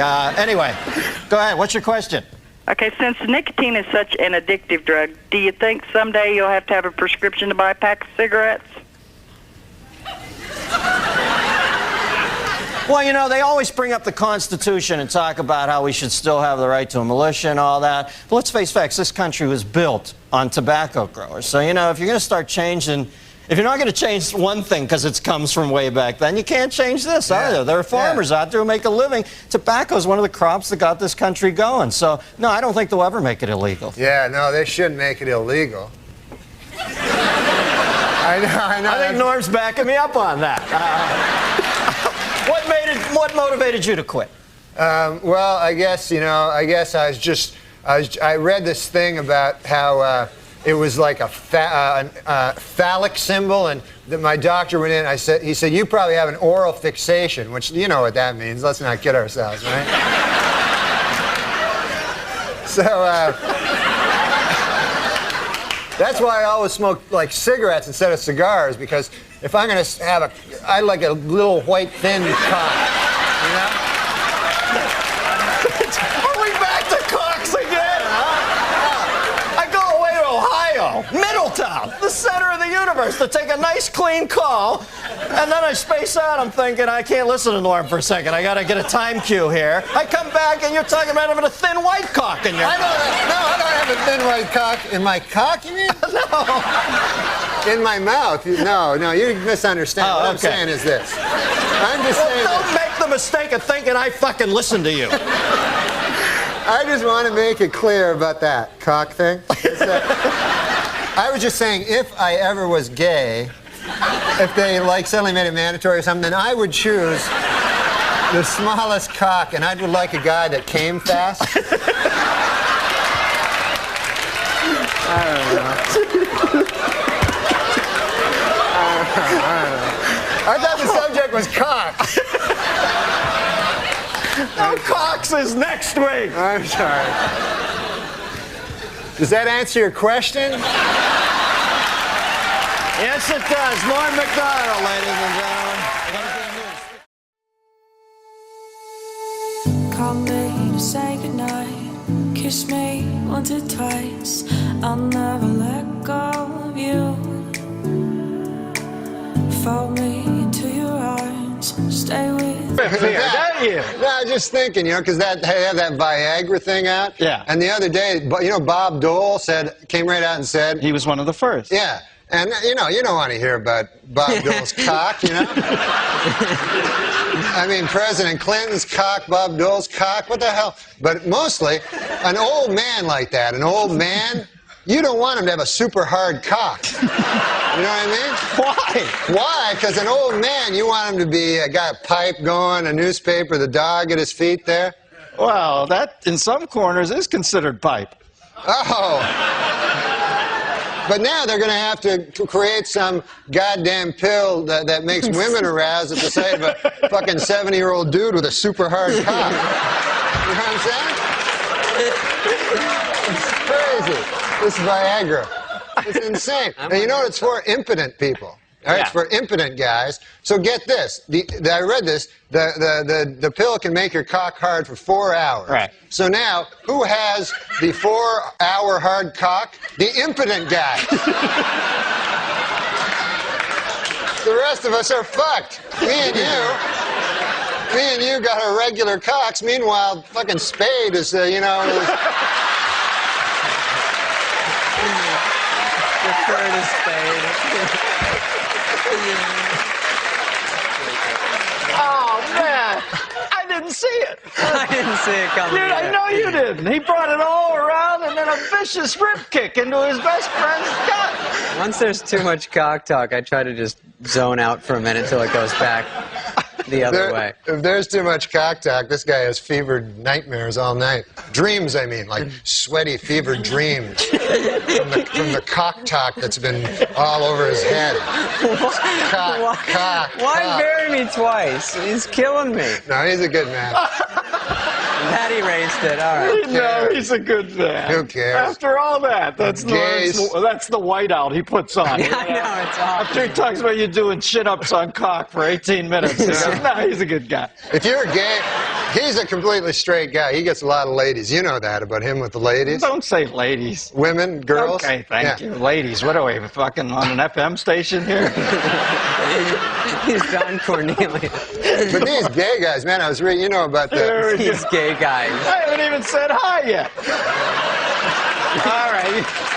Tell me what it is with these gay guys. I know, I'm already. I just read this thing about the George You're reading Michael. a lot, aren't you? Yeah, I got a little time off. Now I read the newspaper. And this really strikes me about the gay community. I don't know if they're a community, but called West Hollywood. Yeah, they're gay, and it's, you know, George Michaels. He hangs around the bathroom. He has sex with multiple guys. This is no way. You got to get it right. Hangs around the bathroom, and it was described as a lewd behavior, but I don't remember sex with numerous guys. Well, is that what you took away from it? What does he do? What were you, in the next stall? I could have been just having a nice bathroom regular thing. I don't know what lewd behavior is, but I don't know that he was in there with numerous guys. But anyway, go ahead. We get the gist of it. This is definitely a gay thing, because this is a pop superstar. You know what I mean? You're not going to walk into a bathroom and all of a sudden Farrah Fawcett's like, you know? You're not going to... What? I love it. What I'm saying is, why would a famous pop... What was she doing? Some sort of cervical belt sander thing, or what was that? Christ, what are you, Linda Blair? They do. That's what they do. Right? That's what ladies that I know do. Good to know that primetime exposure is paying dividends there. But I think that's what it is. It's that the gay, that's why they have separate bathrooms. Let's face it. If they had women and, women, as you call them, I call them ladies. If you had them in the same bathroom, like you go in the bathroom to do your business, see a man about a dog there, you know, and you're in the bathroom. You're in the bathroom. All of a sudden, a beautiful lady comes out. Oh, here's my vagina and breasts. You're going to be hanging out at that bathroom a lot. So I don't blame anybody for anything. Can you believe Olmeyer didn't get him? We're all the same, man. Have you ever met Olmeyer since then? Don Olmeyer I met once, after he fired me. Yeah. Then I went and visited him in his office. which was it wasn't an office I've never seen. It was like a wet bar and a bunch of weird sports trophies. He's a big sports guy, you know. Yeah. So he explained it to me what happened, but he did it all with sports stuff, you know. Like you said, man, you see, you're the number 3 hitter, but now you're going to be number 8. And then later on, Ken Griffey will show up. I didn't know what the hell he was talking about. And then I said, well, Christ, man, what the hell am I supposed to do? And he goes, I don't know, just walk it off, you know. And I'll put it in sports terms why you got fired. You were fucking with OJ too much. That's exactly why you were fired, man. Well, I don't know. That's his buddy. Yeah, it's his buddy. Yeah, well, that's why you got canned. OJ's a good guy. I mean, he's not... We got to end on that, Normie, but there's what they'll remember you by. OJ's a good guy. Man, Thanks for coming on. Norm MacDonald and David Spade. Stick around, guys. This Easter Sunday, here, you want to read this one time? Yeah. This seems like more of a your kind of joke. You can do it in the camera if you want, whatever you want to do. This Easter Sunday, Snoop Dogg gets to say, Christ is risen. There you go. Adam Egan. Warning to the Easter Bunny, don't put all your eggs in one basket, fella. You handpick these. We wear new clothes on Easter to represent Christ's triumphant appearance to the stunned apostles in his sharp 2-button blazer by Hugo Boss. What the fuck? I don't know about that one. In the coffee shop line today, I hear the guy behind me say, I like to start by biting the ears off, and I had to pray, please, God, let him be talking about a chocolate Easter bunny. I'm just wondering you're always working, what are you working on right now? I am just finishing a project. This is one of the biggest projects I have ever done. It's Really? amazing. It's a spectacular film. What kind? Is it a drama? A comedy, probably? No, it's an adventure. It's action, science fiction. Wow. It's amazing. This is a big budget movie? Huge budget. I can't even quote the price. What? Who's directing it? It's the guy with the glasses. He sits in the front of the Lakers games. Spike Jones. Spike Lee. Spike Lee, that's it. And there's some comedy, so it's co-directed by Woody Allen.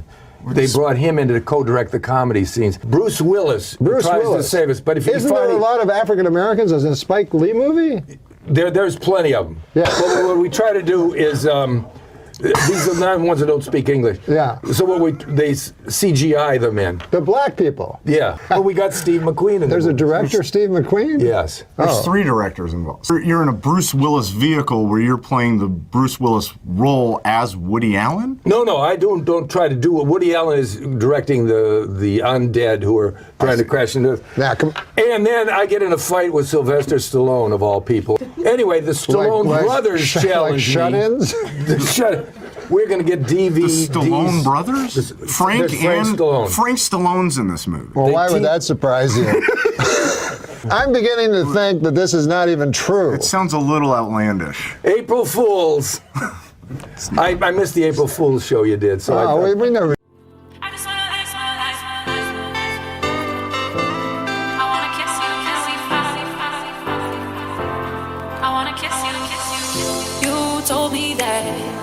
We should go our separate ways, but now you're back. You asked for some stories about Norm MacDonald and Bob Saget, and the odd part about it is that if I had known they would die as young as they did, I would have really taken notes.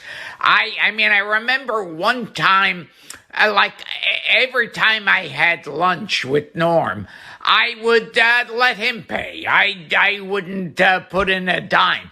And then one time we went out to lunch, and he waited for me to put at least $1 in. And I said, come on, why ruin the tradition? And so he put the money in again. And I remember one time doing Norm's podcast, and it was like the two of us were just going crazy and laughing, and it was like insane. And then afterwards we went to dinner, joined by Bob Saget and Jeffrey Ross. And that was like just nonstop laughing and joking. I mean, I think that dinner, if we had been secretly filmed, that would have been an award-winning comedy special. Yeah, so I still miss Norm and I still miss Bob. And, but I'm sure they're happy to have like fans like you who still remember them. On the subject of SNL, and it's sweet when you took over for Norm, and Gilbert and I haven't said anything. Gilbert, I don't know, have you spoken publicly since Norm passed about him, Gil? I don't know if We haven't said anything on this show, which we would like to do now. You both knew him well, but the bartender speech when you took over, and obviously it was a very awkward period for you. Oh God! To be stepping into that role, and also a friend's job. Yes, yeah. It was like we lived in the same building too. You know how you go to your favorite bar, and your local bartender isn't there? You ask, "Where's Jeff?" Jeff no longer works here. I'm Steve, and you're thinking, "Hey, who's this idiot? I like Jeff," but you still want your drink. And even though Steve doesn't mix your drink the same way you're used to, like Jeff, you still like the bar. You don't have to go to a different bar. And even Steve might feel kind of bad because Jeff trained him. Did he ever say anything to you about that? Did he ever give you a blessing? He was so he was so classy in not saying anything. Yeah. You know what I mean? Yeah. So that's all. You have that great I'm Steve, what can I get you? Yeah. The bartender piece. Well, I'm Steve. What can I get you?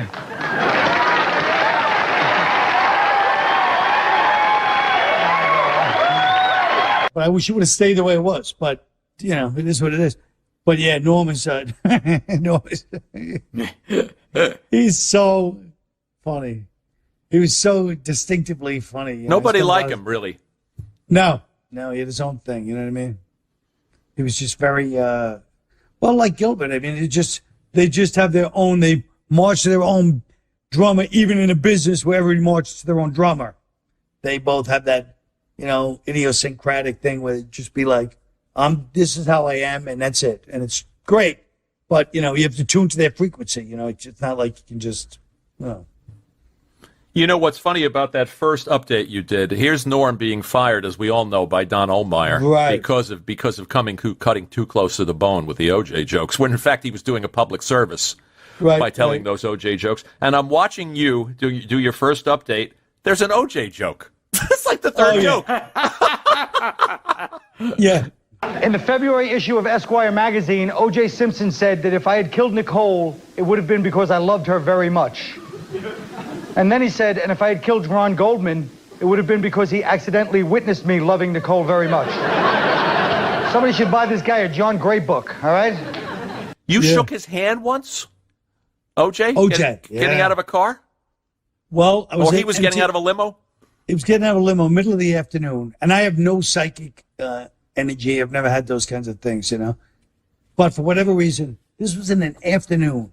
He's getting out of a limo with a girl. It's spring break. It's packed with people. It's Florida.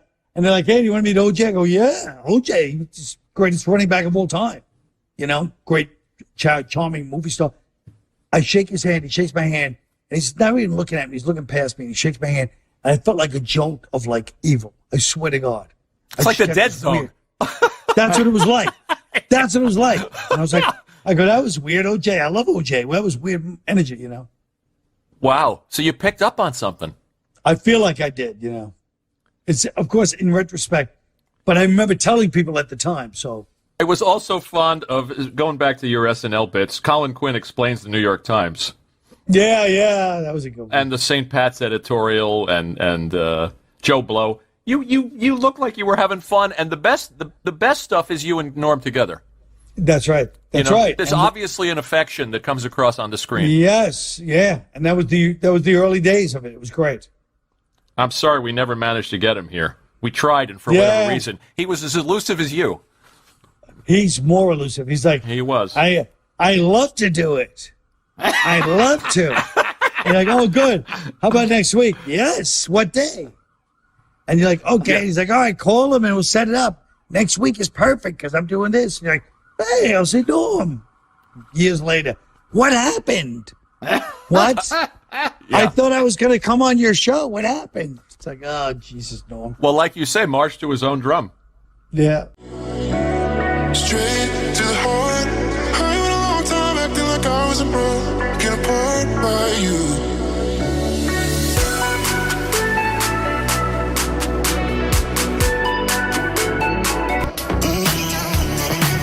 Oh, I remember meeting OJ at a party years ago, and it turns out he was a fan. Uh-oh. And he did an imitation of me, and to this day, I wish I had like that on film. Of Because it would be like Charles Manson doing an imitation. Yeah. Yeah. Now, as an old-timey broadcaster, do you have other old-timey broadcaster friends? Well, Mike Wallace was a great friend. I love Mike. He did me on 60 Minutes, and it was really great. They were very laudatory. And he said to me, "We were so good to you, I'm going to kill the next 3 guys we did." Mike was a grand guy. I said, he had dementia at the end. That's funny to you. You know, McDonald, I want to tell you. No, it's a very odd thing to say. If you're looking to broaden your horizons, I don't think it's wise to laugh at someone who had dementia. I'm not laughing at that. I'm laughing that you said. He was you the best. just said. I loved him. Mike Wallace was a great guy. He had dementia at the end. He was sad that he had. You didn't Why say is it that was sad. funny? You said it as if that's what made him a great guy, was his raging dementia. You're not hearing things well. No. So how You're not did hearing you, things so well. how did you, I made a face like it was sad. Not that he was great because of dementia. No, but how did you know he had dementia? Well, yeah, okay. I'll tell you how I knew. I went to his apartment in New York. He took my hand and he said, "You came to see me. You came to see, I can't believe that you came to see me." And then 10 minutes later, "You came to see me." And the amazing thing is, Carl Reiner said to me, Did he hold your hand too? Yeah, he goes like this. "The only problem I have is short-term memory loss. The only problem I have is short-term memory loss." It must be especially... There was a joke about a guy because it was such a good story. There's a guy who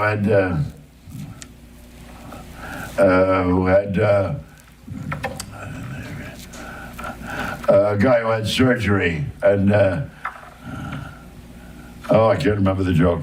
I can't either. And I did it last night. I remember the punchline. Yeah. That's funny. What was the punchline?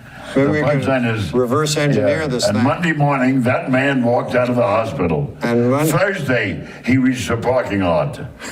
So I can't remember back up. Yeah. It's a hell of a punchline regardless. Yeah, it almost works by itself. We got jokes written on cards. Do you want to read them? How's your reading? I read well. You read well? Well, read this Why have you got that? Huh? Just to, you know. Oh, just to fill in. Whenever we have great comedians on the show. What the hell is that joke now? I can't remember the... Say the punchline again. By Thursday, he reached the parking lot. But Monday, he left And Monday morning... He left the building. Monday morning... He was allowed out of the hospital. He walked out of the... no. What the hell? Was that funny not to remember the joke? Yeah. And thank God that guy that stole it from you remembers it. Gee whiz. Or it'd be lost to history. I can't remember the setup. Well, here, That's funny when the punch and you forget the setup. Yeah, that should be. Monday morning. He was...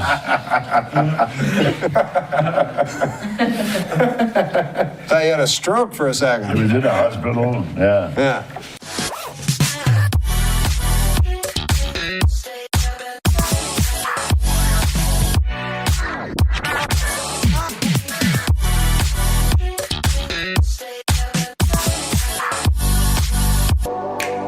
But I remember things from 10 years ago like that. Yeah. Don't you could remember things from your childhood? Yes. Remember the street, walking down the street, remember my friends. You have terrible? Yeah, terrible. I had a good memory. He can remember like when he was a kid, but he can't remember murdering that prostitute last night. You can go to jail for that. It's a whole new law. I've been told. How old was she? I don't remember. If you don't remember, you're not going to convict you. Yeah. Barbara Walters is planning to announce her retirement. What's next for Babs? Death. The old Norm MacDonald is back. Hey, Barbara Walters is retiring. I can understand why Barbara Walters is retiring. It must be exhausting occasionally appearing on The View. Right? We're fucking going on the road doing all kinds of shit. Yeah, doing her shit acts. Not you. Your act's good. It's pretty shitty. But she gets to sit there and just fucking talk. Yeah, just yap. The fuck. You ever been on that show? I've been on it so many times. You know, I'm against. Barbara Walters never listens to me. I have to talk to Sherry Shepard. Fortunately, we share views on dinosaurs. But I can never get that lady, the old lady. Like The View. How do you have a person on a show that believes the Earth is flat and men lived with dinosaurs, and you keep them on the show? But come on. What's your dream view? You mean the show, The View? Yeah. The Who would guests? what 4 or 5 ladies would you want on there? Ooh, that's a great question. Susan Yeagley. That's your wife. You didn't even recognize her name. It's your betrothed. Betrothed. No, I recognize the name. No, I would like to see. Who do I like on that show? That's good coffee. Joy Behar reminds me. You know what? You know how old Joy Behar is? Well, I don't think she wants you to tell everybody. It's in her Wikipedia. Oh, she's, I think, a lot older than I thought. 70. Yeah. That sounds, she looks great. That sounds about right to me. 70? No, I didn't think of her as 70. Jesus Christ Almighty! When did she break? 50? I like her. I like her too. She reminds me. She reminds me of like your old aunt or something. Yeah. With her funny opinions. You know what I mean? The View is a bunch of. This is fucking. What kind of henhouse horse shit is that? Oh, I saw one in the bathroom. I went to use the bathroom. Oh, I threw some in the garbage. Don't tell people that. That you threw all the racist ones away. And then one other one that was about The View, because it was. Did you go through the garbage and find the old joke? When there's a joke, it was in the garbage, and there was one. Yeah. I just went. It was clean. It was sitting on top of paper towels. So I pulled it out.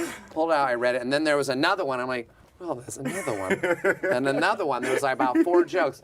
The one I remember was The View. Wait! I don't want to do View jokes because if you start a battle with Joy Behar, you're not going to win. No, you'll win easily. But read this one. read this one. Read this joke. I will, but why did you throw the one about The View away? That was the one I'm like, well, this one's kind of, it made me laugh. And I'm like, well, I wonder why. I didn't know you Because threw our them standards are so high that even that one didn't make it. You didn't think it was funny? I thought it was very funny, but not funny enough for Andy Dick. It's pretty funny. We're going Plus, to save I know it for next week for Big Fat Bruce Valanche.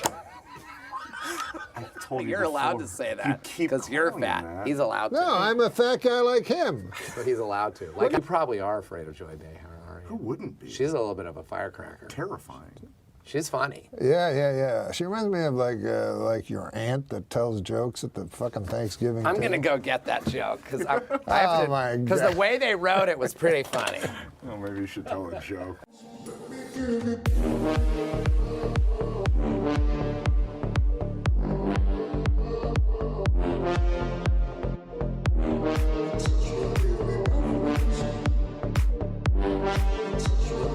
At the end there. Okay, now we'll see this joke. This It made is me a laugh joke. again out loud. This just is reading this it show. to myself. This show is so high quality that we one- take jokes from the dustbins. Well, you said that this is very funny, but not funny enough. Not funny enough for Andy Dick, I felt. Well, I thought it was fun. Well, I'm a fan of The View because Sherry Shepard is a good friend of mine. Sure. And I've been on The View a lot, which is weird. Yeah. Because I'm on The View. Daphne Aguilera was on The View. Oh, really? Did Daphne Aguilera, he didn't rub your cock on like... Okay, come on. This is what we're trying to get away from. Sorry. And by the way, every time I'm on The View, Barbara Walters will not be on The View. Is that right? Yeah, she won't be on it with me. And it has to be the pre-taped one. You know how they're live except for she won't do it, and they always have to do the pre-taped one. Filthy old bag. Barbara Walters announced that she's retiring from The View. Well, actually, she announced it 5 years ago, but no one could hear her over those yammering bitches. See? Amazing that worked after that giant buildup. I prefer the Indian casinos. That's what I like, you know, because I don't want to give my money. If I'm going to lose money, and I'm going to lose money, I don't want to do it in Las Vegas to a bunch of corporate businessmen. I would rather go to an Indian casino and lose it to the Native Americans, you know, on account of my forefathers systematically murdered them years ago. Which, looking back on it, way out of line. Way out of line. Anyways, I look at it as a form of reparations, you know? And I tell you, I've done my part, goddammit. Probably done your part, too. Anyways, I love casino. Melissa McCarthy is Norm MacDonald. Thank you. Thank you, but I am sorry I cannot, in good conscience, accept this award on behalf of Melissa McCarthy. I instead have chosen to give my time to a friend who has something very important to say.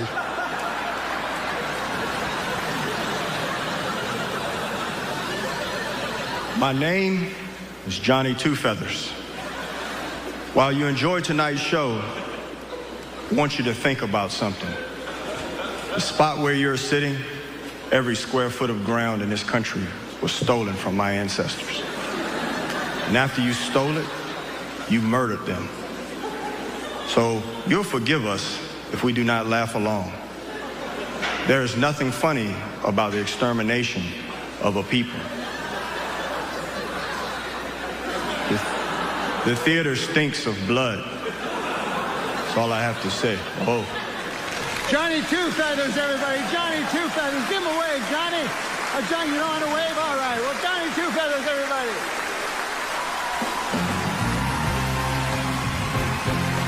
Probably just like masturbating in a dark room. Angry over the Atlanta Braves and Cleveland Indians' use of Indian caricatures as logos, Native Americans showed up at the World Series tonight. They chanted for hours to protest Indian stereotypes, though it didn't help their cause any when it started to rain.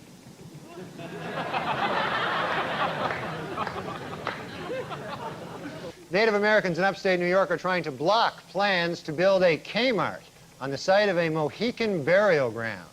In addition, they were upset to learn that sales at this particular Kmart will be announced, "Attention Kmart savages."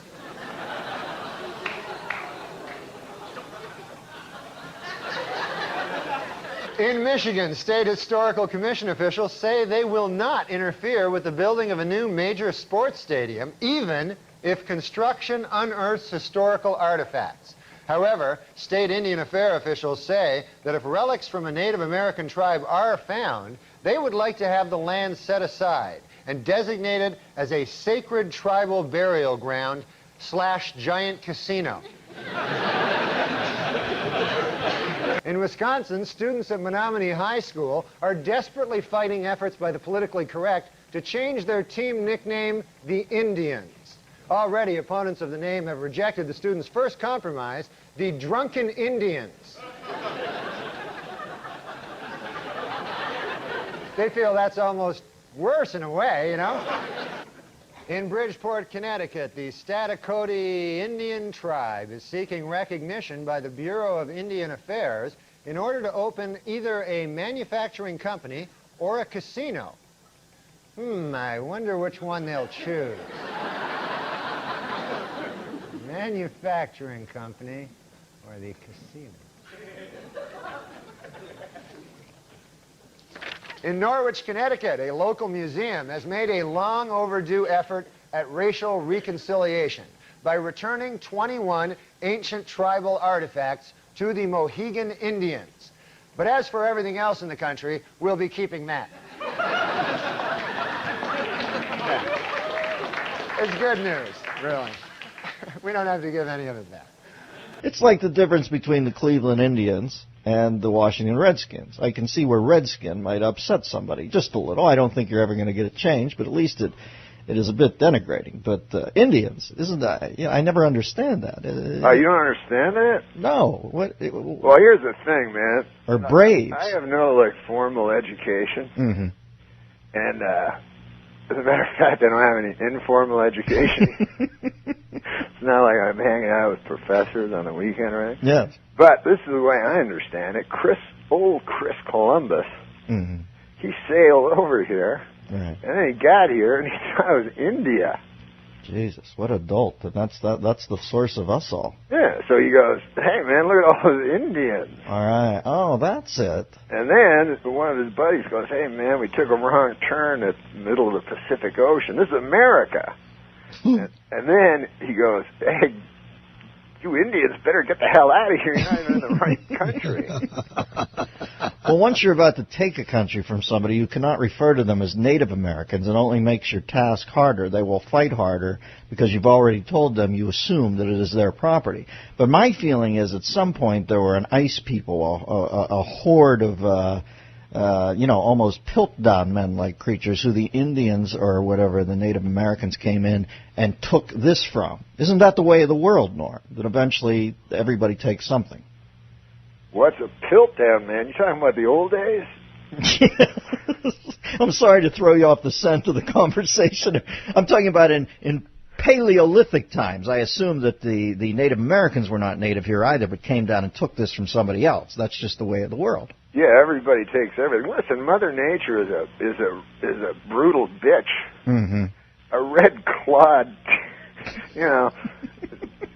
Paint the picture. Machine that eats and Shrieking harridan. Yeah.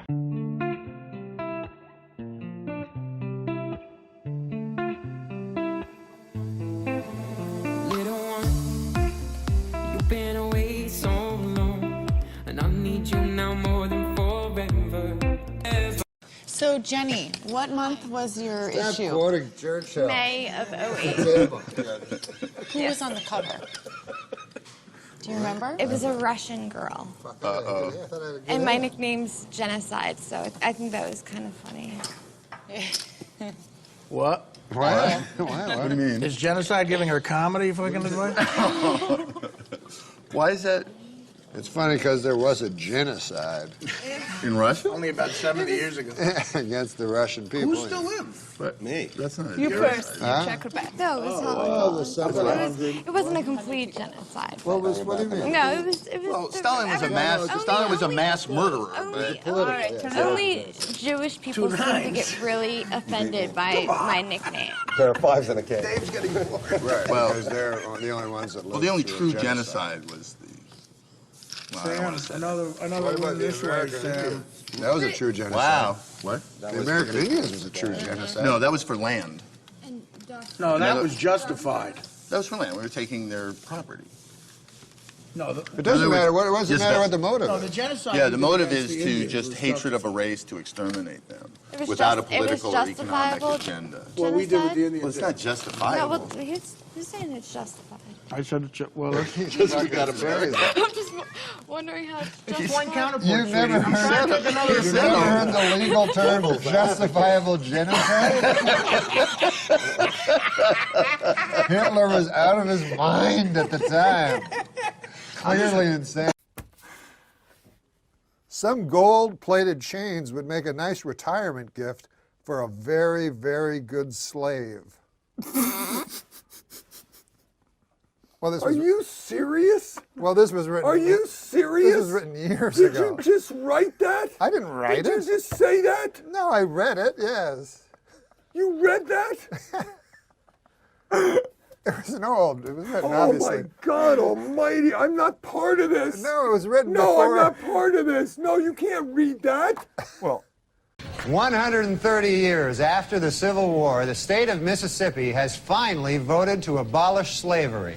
Representatives say they would have liked to have done it sooner, but they were delayed due to some awfully big cotton crops.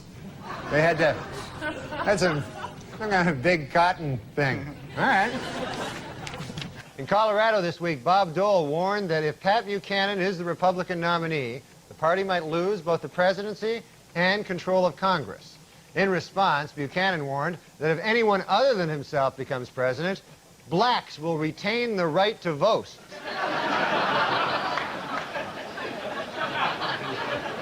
Last night, the epic disaster film Twister opened to big box office and some controversy. The Reverend Jesse Jackson has called for a boycott of the movie, claiming that not enough black people in the film are killed by tornadoes.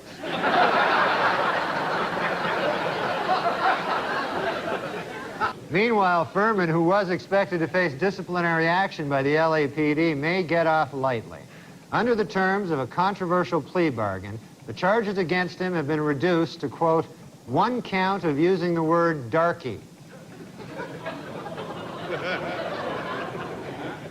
In the wake of the verdict, angry Menendez defense attorney Leslie Abramson said the jury simply chose not to believe the brothers' excuse that they had been sexually abused by their father, and says she knows why. Quote, "It's because my clients are black."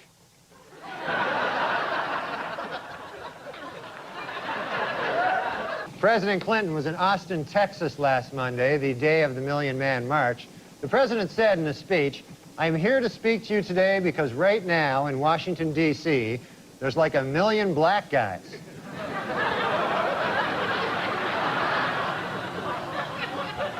In Nashua, New Hampshire this week, a high school student, Chris Connolly, while attempting to dunk a basketball, lost his balance, crashed down on the rim, and shattered 2 front teeth. Gee, I wonder if by some crazy chance Chris is white.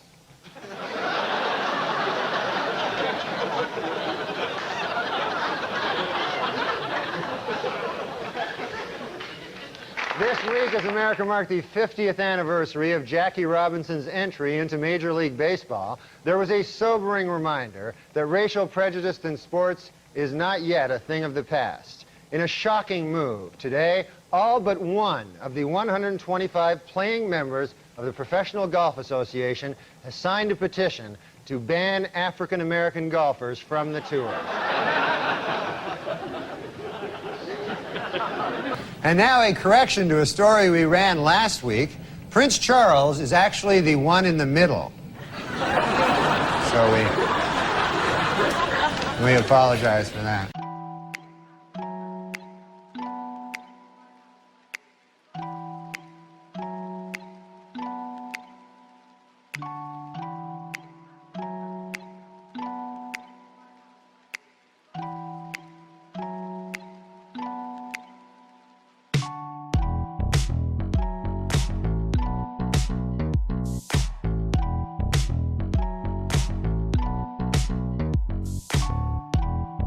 Do you know the Harlem Shake?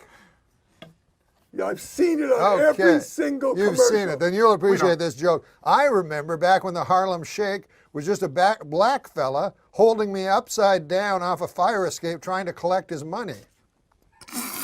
Can you find out what the quickest way is to the Santa Monica Freeway, please? And don't call me again. Super Day. I don't care about anything. You don't call me again. There's no last minute fill-in. There's nothing. Okay? Thank God we're only reaching 50 people. Wait, That's all I can tell you. Hey, Han. I got a great Norm one for you that I heard. They told me I was just at Governor's. Yeah, Norm goes, this is Norm MacDonald. This is an actual joke of Norm MacDonald. It's not mine. I'm not doing Norm MacDonald's joke. I'm sharing how funny Norm MacDonald is with the listeners. He goes, abbreviations fascinate me, you know. One I really like is ID. Like, hey, Gary, Louis Goldman, you got any ID? That's a great abbreviation, you know, because I, you know, the letter I, that stands for I. You know, then the D, that's true. That stands for dentification. What the H? I think the D is doing all the heavy lifting there, you know. That's an abbreviation for one of them, you know. But put that joke in somebody else's hands, and it's corny and tacky. Norm MacDonald was just on David Letterman. I heard he cried. He was so upset. He cried, and it was like really like beautiful. Yeah. But he had a great joke about like, I don't know if you guys are. He goes, I got no problem with North Korea. I never lay in bed. They try to scare you on the news, you know. He goes, but I never woke up like, North Korea. I hope they don't get me, you know. And like nobody really laughed, but did you hear Letterman like cackling in the background? And you realize it's just with Norm.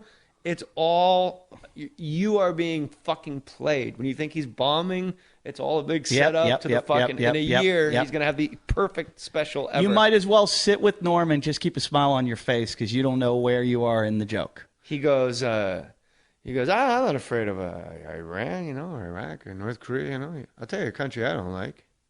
It's Germany. I don't know if you guys are history buffs, but at the beginning of our last century, Germany decided to have a war against the world. And what's weird is it was close. You think like it'd be like 5-minute war, you know, but it was actually it was almost tied. And about 50 years go by, and Germany goes, hey, let's have another war against the world. And they almost won that one, too. Because you would think everybody in the world would go, hey, Germany, we're not going to let you have a country anymore. Who are you, Mars? Just fucking, I just love, it was, you would think it'd be over in 5 minutes, but it was close. Did you hear him talking on the Russell Brand podcast with him and Russell Brand when he was talking about how he was at the party or when he played the White House Correspondents' Dinner? Yeah. And Larry Flint said, I'll take care of you. Right? I'll take care of you. He goes, when a guy says, I'll take care of you, you know, you think you're going to get like, if he owns a grocery store, you think you're going to get some vegetables. But Larry Flint, you know, you think you're going to get some crazy kooky girl and you're going to get to have sex with her. And then Larry Flint's going to come in his wheelchair just whacking off. But he does like an impression. The guy jacking off. Larry Flint fucking.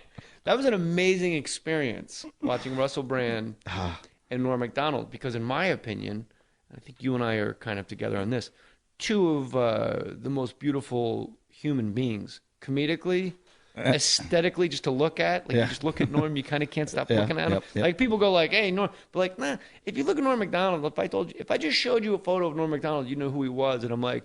Oh, you don't remember this guy from the Cary Grant movies? You wouldn't go like, no, what? Like, he's gorgeous. And like Russell Brand, people like write him off. Norm on his video cast, he's got this running thing where he'll like explain like a serial killer. And he just draws everybody in. And it's not until you see like 2 years. It's like a joke for him and Adam Egget. Mm-hmm. And it's like, hey, this guy, I've been in Ontario. I'm an old chunk of coal, Anthony, but...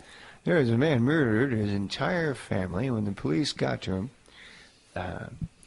his wife's innards were soup, like a stew. He was eating his bride, you know. And he winds up killing a few policemen and takes a few children. And there's a crawl space. I know what this crawl space is. That's where I mean, this guy sounds like a real jerk. That's the whole punchline. Yeah. But it goes on for like 8 minutes just so he can go, I mean, this guy sounds like a real jerk. But we all had to pitch to Lorne, and then I realized early that I would pitch all like my real ideas and like I wanted to impress everybody.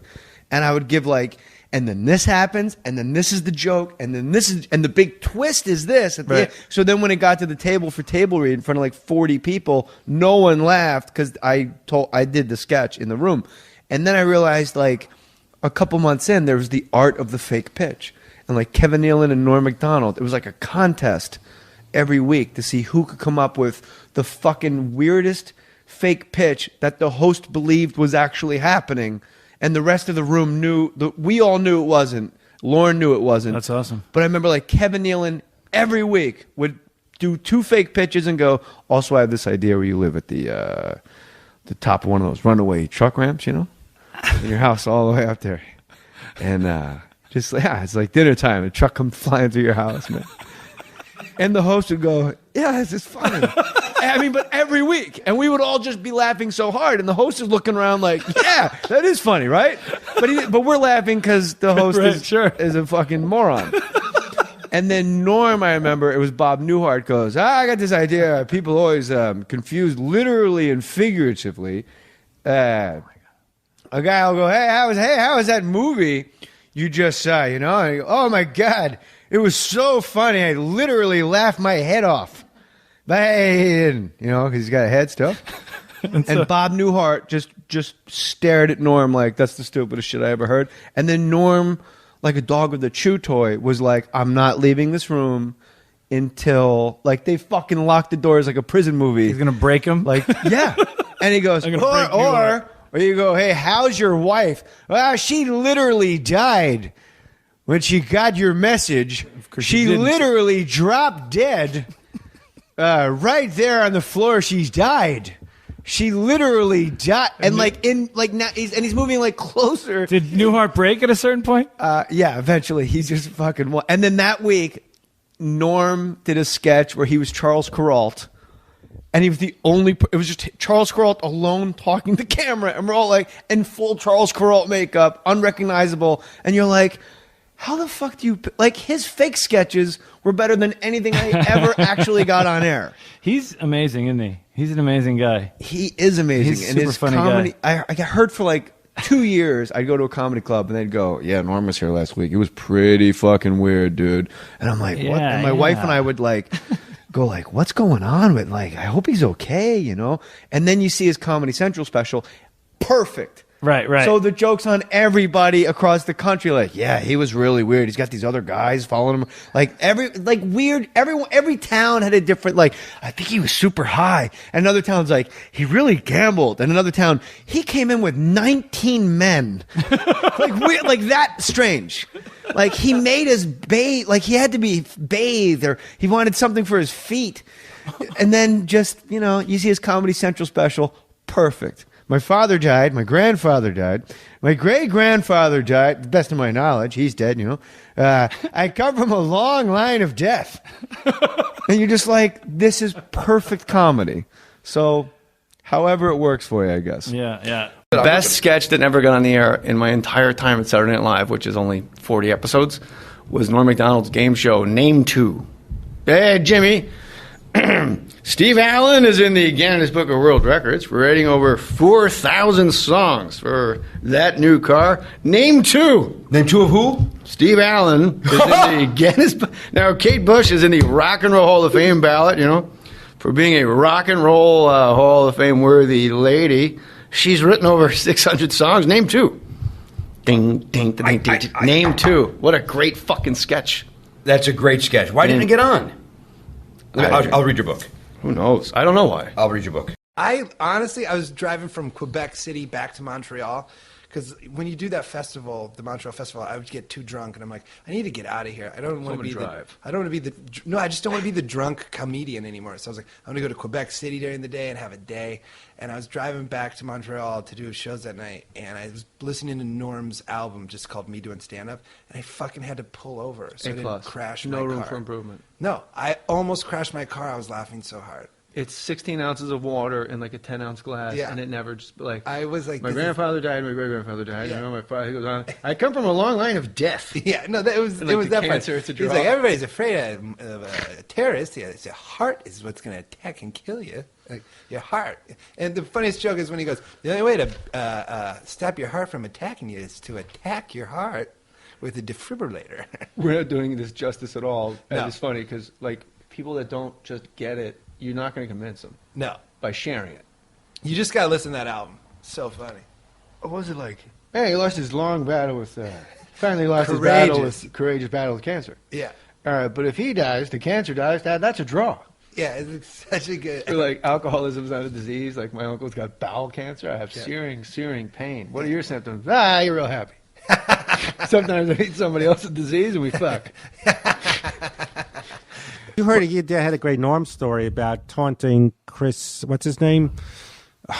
I forgot his name. Man, I'm old. Where you can't think of names. The guy, you have rage, because you're gay. Chris Titus? No, on Saturday Night Live. I don't. Chris Kattan? Yeah. Okay. And listen to his great story of doing Norm taunting Chris Kattan. Right. So your story is about another guy that has a story about a guy who has a story. That's what you're going out on. That's your closer I know. here. I've been quoting. Hey, Jim told a story about Norm, who had a story about Chris Kattan. You should ask him about it. That's your fucking big. That's your story. Wow. Yeah, I don't have big endings, but yeah. He again. You know what I get mad when the people are great.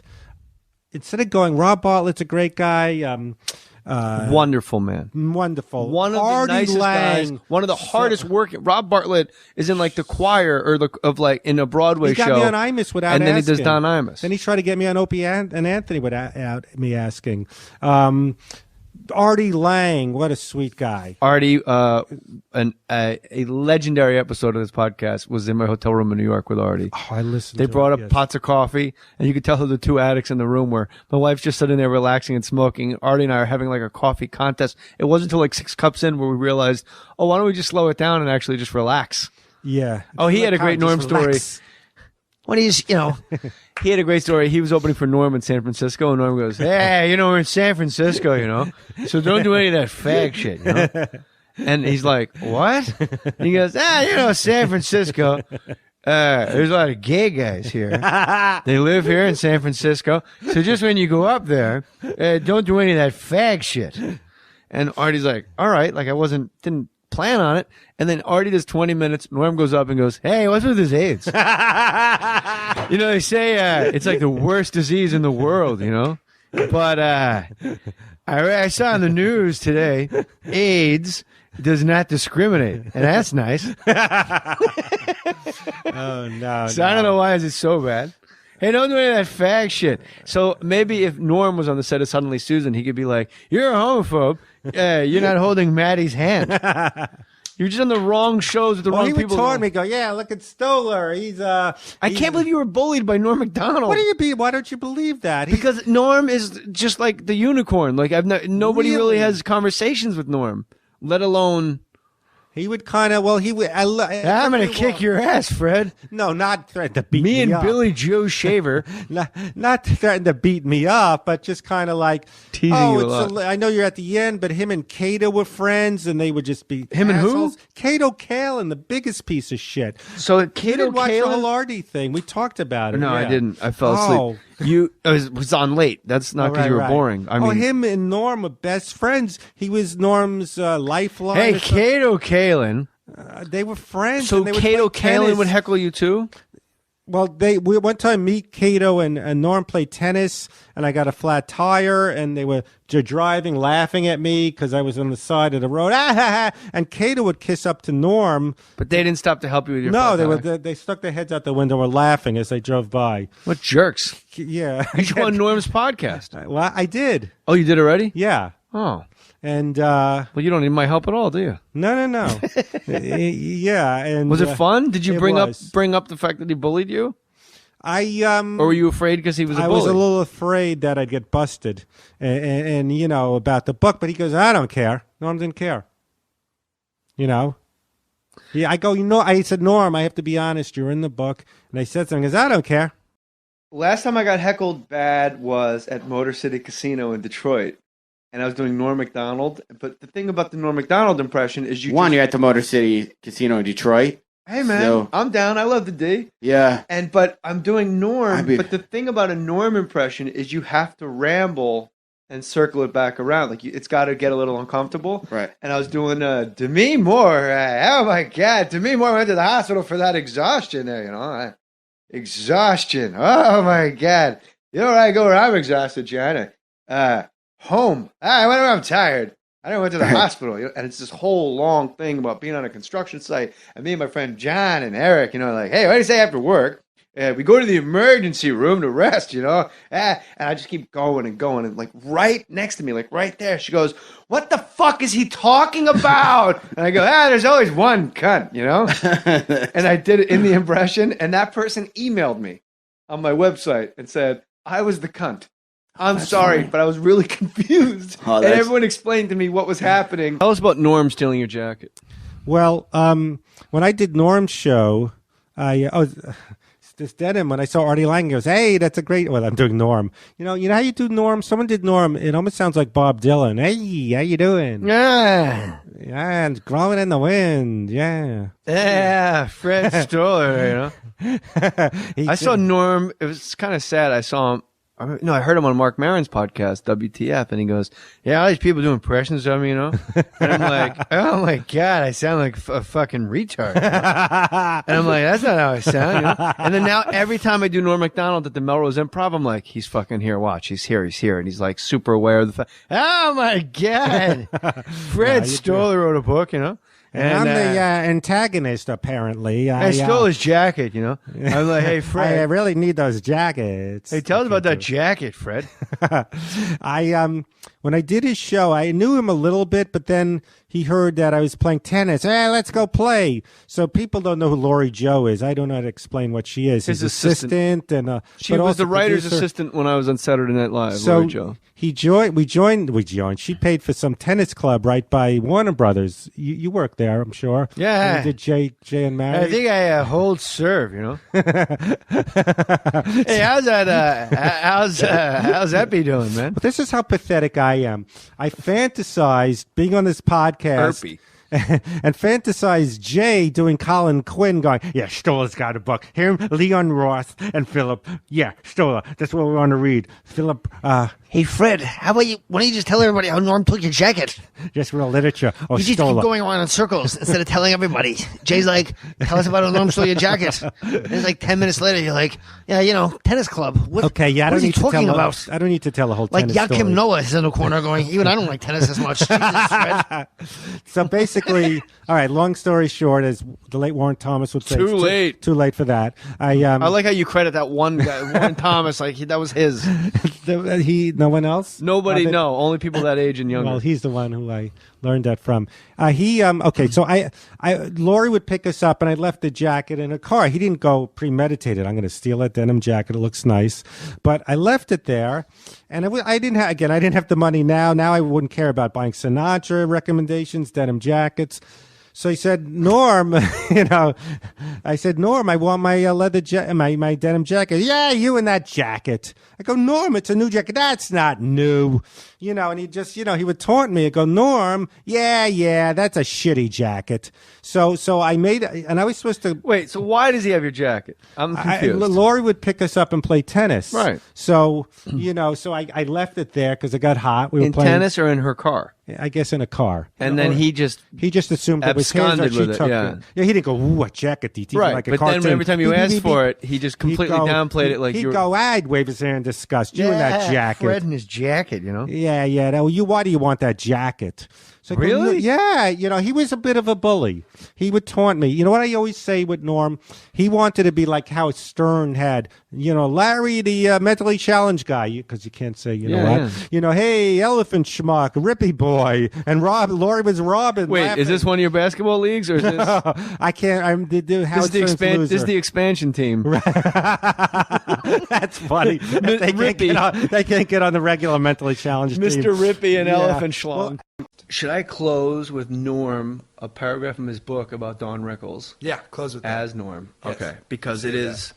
I was at a hotel reading that off my iPad. I laughed so hard, I fell on the ground. I don't doubt this. My wife came in the other room because she thought I was having an actual heart attack because apparently I was just making gasping sounds and kicking things over. Oh, that's perfect. You want to hear a part of Norm? By the way, Norm's book, based on a true story, Norm Macdonald, is a must, and you have not read it. I haven't read it. I see it. I'm on plane. It's my next buy for sure. So it's about Don Rickles. This is Norm Macdonald's book.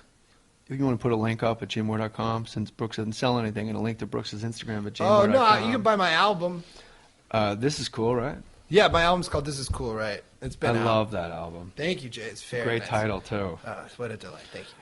He was a big Rickles fan. He saw him on The Tonight Show his whole life, right? And he's on the set of Dirty Work, Don Rickles to Norm Macdonald.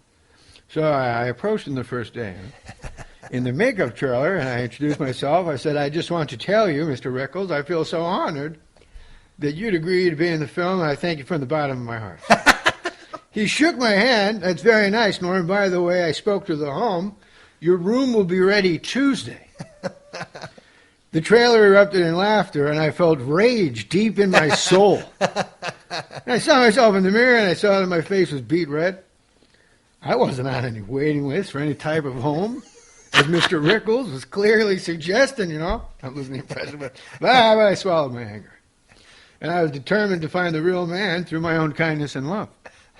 Mr. Rickles, I'd be honored if I could take you out to one of Toronto's finest restaurants and buy you dinner tonight. You know? I have a better idea, Norm. Why don't you go to a shed in the desert with a rake and go brap?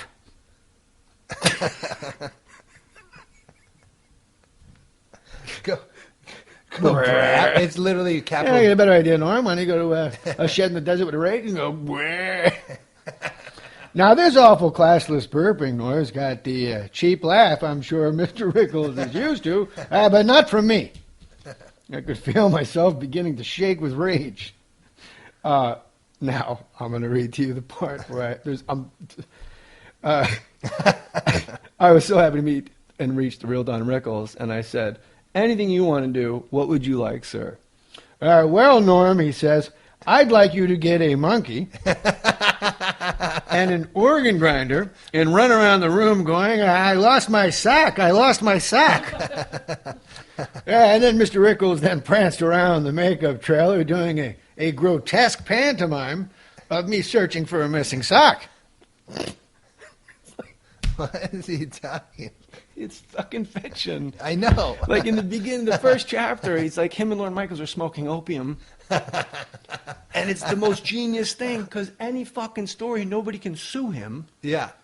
Like, who's the guy? Dick Ebersol can't do shit about what Norm wrote here, because Norm's like, wait a minute, me and Lauren were at a whorehouse smoking crack.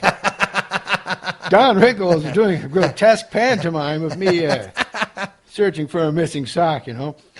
And I fled the makeup trailer. I took a nice long walk trying to compose myself. I think it was the comment about losing my sock and then running around telling everyone that hurt the most. It's fucking... oh my God. We're crazy people. It's so funny. But people listening are like, I don't even know why that's funny. No, exactly. I saw him in Cedar Brap. Rapids. Yeah. He said brap.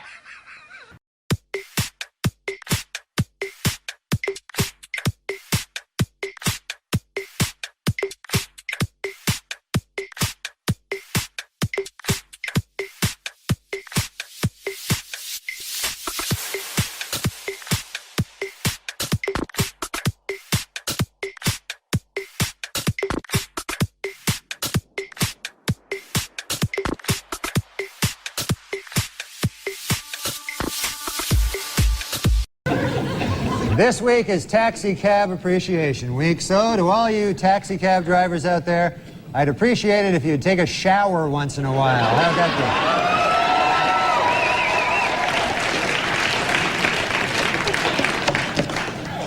go? PLO leader Yasser Arafat announced this week that his wife is pregnant. The happy couple said they really don't care if the child is a boy or a girl, just as long as it hates Jews. The United Paramount Network's new show, Star Trek Voyager, finished in first place Monday night with a 14.7 rating. For those of you who don't know, one rating point is equal to 950,000 nerds.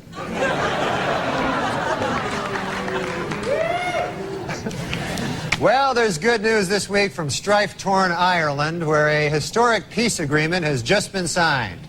Gee, I wonder if anyone will celebrate by drinking. Angry over the Atlanta Braves and Cleveland Indians' use of Indian caricatures as logos, Native Americans showed up at the World Series tonight. They chanted for hours to protest Indian stereotypes, though it didn't help their cause any when it started to rain.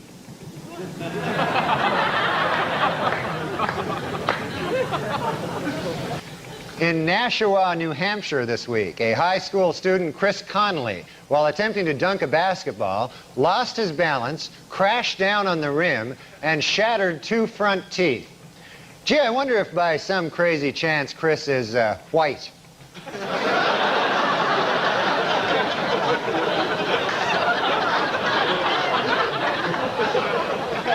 Well, if I can be allowed a personal opinion, you know, I think Harrison Ford's new mustache works. And by works, I mean looks really gay.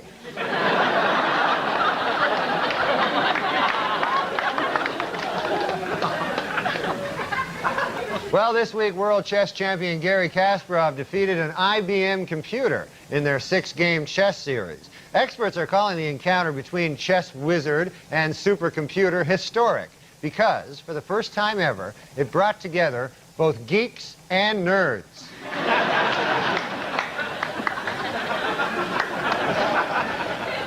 In honor of this year's Academy Awards, Carnival Airlines is offering anyone named Oscar a free flight to or from Los Angeles. The airline had tried a similar promotion in the past for the Tony Awards, but according to airline spokesmen, they found that their planes were packed with too many, quote, greasy Italians.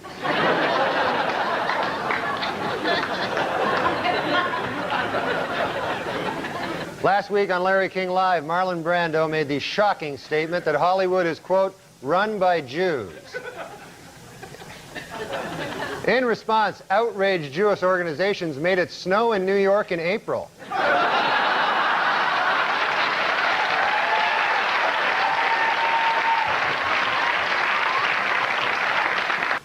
In overseas news, an attempt to lift the ban on gays serving in the British Armed Forces has been defeated in Parliament. This raises a difficult legal question. How do you exactly tell if a British guy is gay?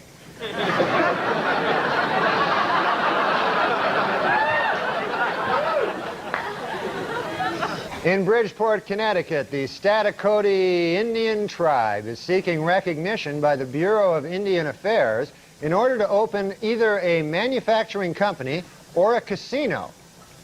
I wonder which one they'll choose. Manufacturing company or the casino?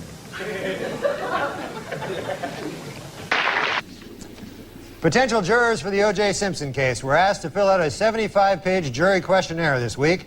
In the entire state of California, only one person got a perfect score. Xiao Ming Wu, who after the trial plans to attend Caltech. In Michigan, State Historical Commission officials say they will not interfere with the building of a new major sports stadium, even if construction unearths historical artifacts. However, state Indian Affairs officials say that if relics from a Native American tribe are found, they would like to have the land set aside and designated as a sacred tribal burial ground / giant casino.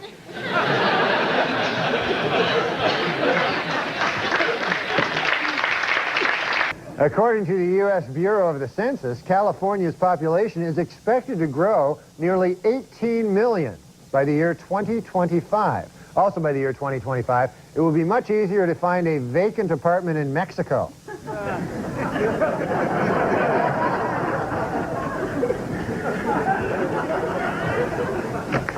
According to a new survey by the Women's Vote Project, women would be more likely to vote if they could send in ballots by mail or if polls were open longer.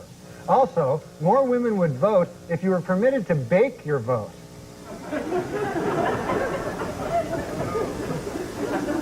They like to bake.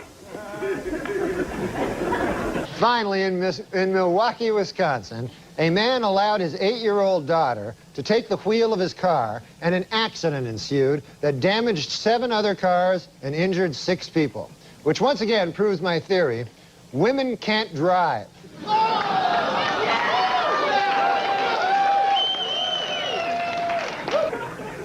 Four Wisconsin men have been charged with felony hate crimes after burning a man's buggy simply because he was Amish. If convicted, the men face up to 25 years in prison. But furious Amish leaders say that is not enough. They want the dunking wheel.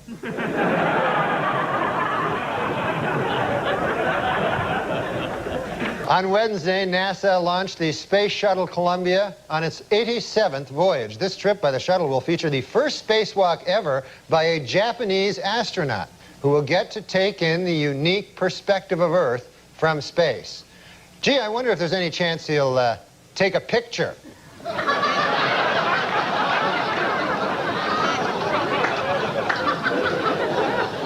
This week, computer hackers broke into Yahoo, the internet's most popular website, and vowed to unleash a crippling computer virus if a fellow hacker is not released from prison.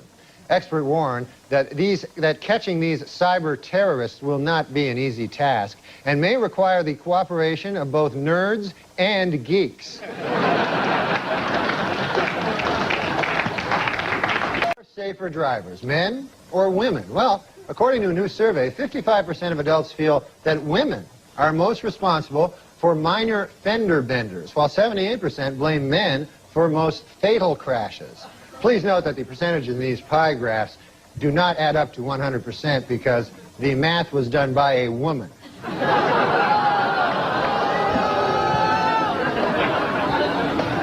For those of you hissing at that joke, it should be noted that that joke was written by a woman. So now you don't know what the hell to do. No, I'm just kidding. We don't hire women. I'm thankful for women. Oh, there you go. Greatest creatures on earth. That's all right. We'll get behind that one. I think women are more intelligent than men. Also, Conan, without women, there would be no cookies. How many Polish guys does it take to screw in a light bulb? The question cannot be answered because Polish people are so fucking stupid that no matter how many of them are available, none of them would ever be able to complete that simple task. This is a meta joke. Have you aware of these meta jokes? How many comedians does it take to screw in a light bulb?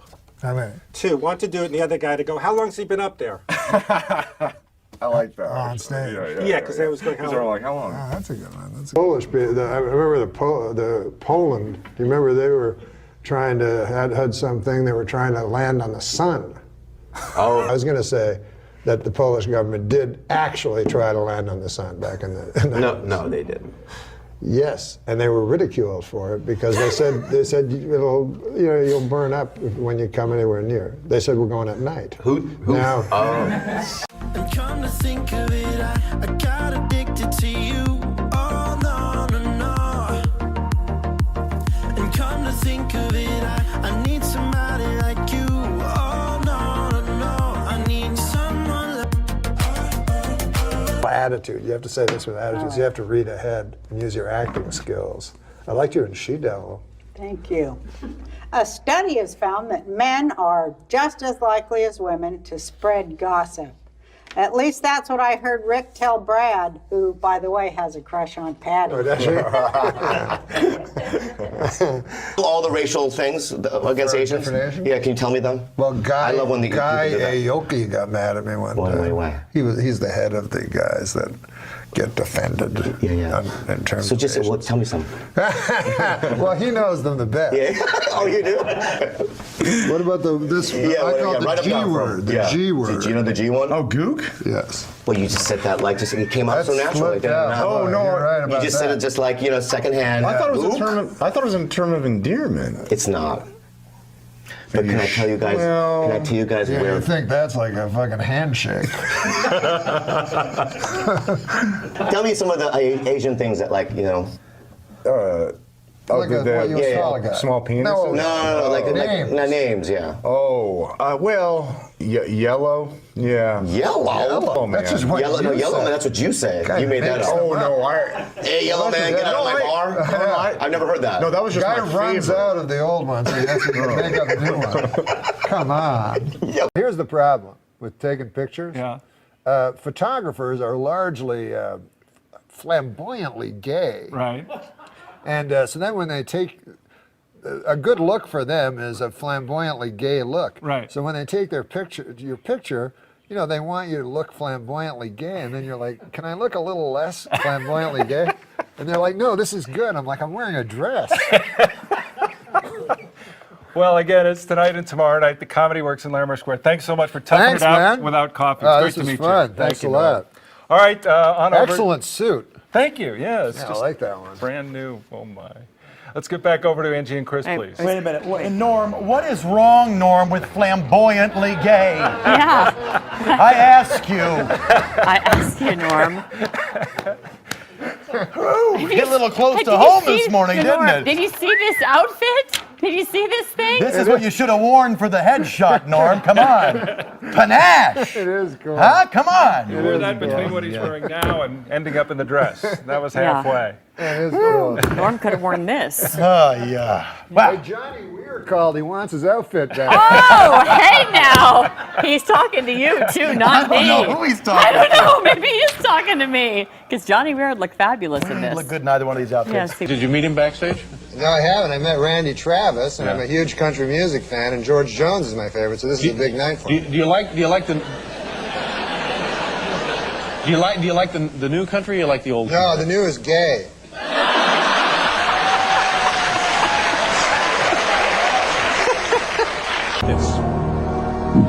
Well, I'm not gay, so I don't know much about Broadway musicals.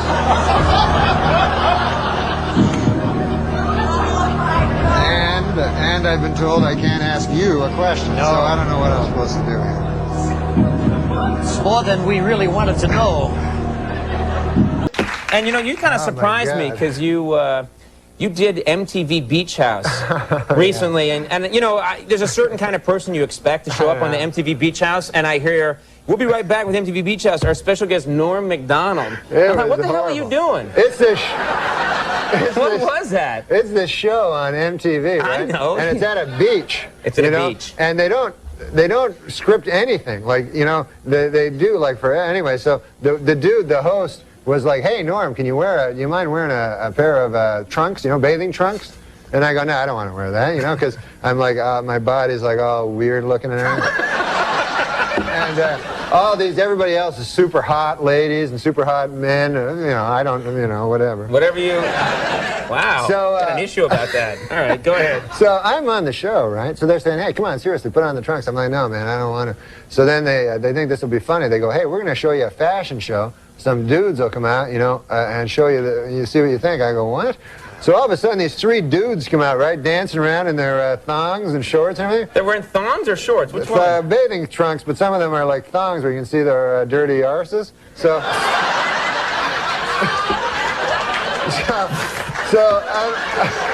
so I'm like watching it, you know, and I'm like, "Oh, like man." Chaucer. Yeah, go ahead. So I'm like, "Oh." I guess it is. Okay, go Old ahead. English. So I said, you know, "Oh, yeah, no," I'm pretending to go, "Oh, yeah, that's funny, right?" And you do a lot of that at MTV, yeah. So then the guy, the host, he goes to this one guy who was very, very, very gay. He goes, What? How do you know that? No, I mean, You had a you know, sign? Yeah, he looked very, very gay. He says to this dude, he says, "Hey, I'll give you $20 if you lap dance on Norm." You know what I mean? Right. All of a sudden, this dude like, "Hey, $20. I guess he didn't have much money." Starts running towards me, right? So I look up. Here's this nude, almost nude dude running towards me, right? So I think in my head, okay, man, pretty soon the guy's going to be writhing around on my lap with his ass, you know? And I don't want that on TV, you know, forever. No, it's okay to talk about it, but you don't want to see it. Right. They videotape that, and it's there forever. So, meanwhile, what can I do? You know, you can't hit a guy because it looks bad. You know what I mean? You know? Even though, of course, a woman could hit a naked guy running at him. Sure, that's fine. okay. But a man can't hit him. Yeah. So I have to think fast. There's only a second. So I bolt. I take off, right? You started running, too? Yeah, running down the beach. The guy catch you or no? Yeah, and then I had to come back on. They're like, "Oh, Mr. Homophobic. I won't let a guy grind his ass into you."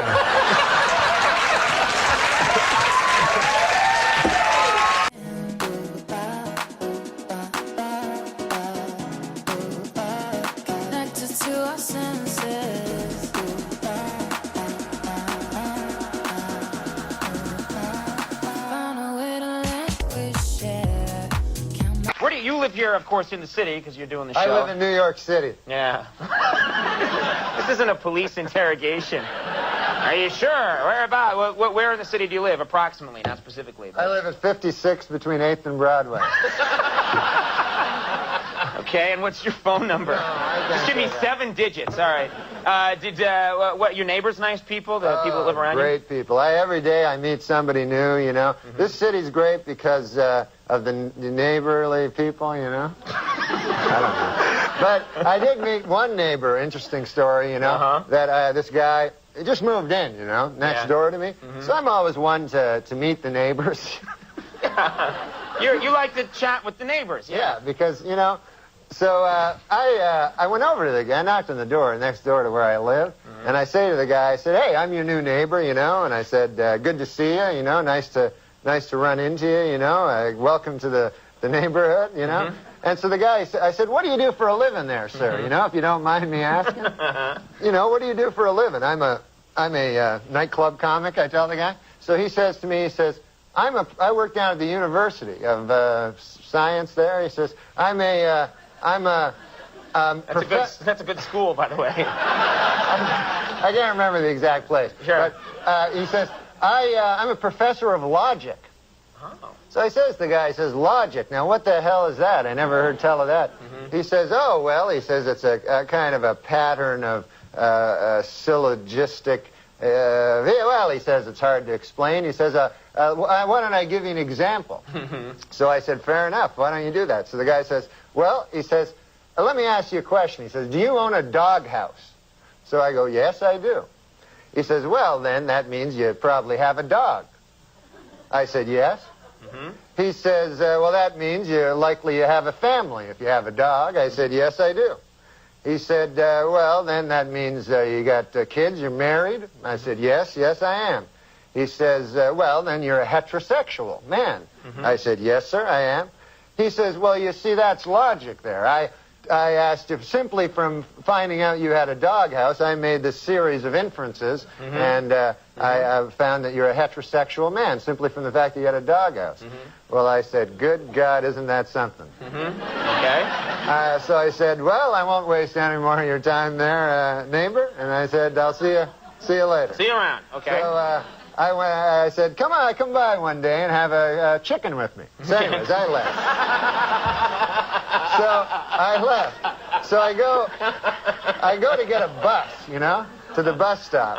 And I walk down to the bus stop, and I'm still thinking about this thing that happened to me, you know. And I'm standing at the bus, and no bus coming at all, you know, and 5 or 6 of us standing around, and one guy lights up a cigarette there, and he goes, as soon as you light up a cigarette, the bus comes. And he smokes the whole damn cigarette, no bus comes. Right. So I said to the guy, well, that theory really worked, huh? And the guy goes, well, sometimes it works. Anyways, the guy goes, what's new with you? I go, well, I had an interesting thing happen to me today. I said, I met my neighbor. And he goes, oh, yeah? I go, he had a hell of an interesting job. I said, he's a professor of logic down at the University of Science. And so the guy says, is that so? He says, professor of logic. He goes, what the hell is that, logic? I said, well, it's a series of something or other. Right. I said, I can't remember exactly, but I said, I'll give you an example if you want to hear an example. So the guy goes, all right, fair enough. So I said, let me ask you this. I said, let me ask you a question. Do you own a doghouse? And the guy goes, no, I don't own a doghouse. So the guy says, oh, yeah, you're one of them gays.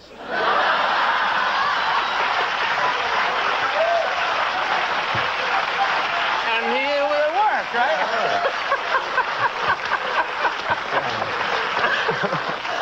What great stuff you can learn at that nice. University of Science there. And then the guy, get this.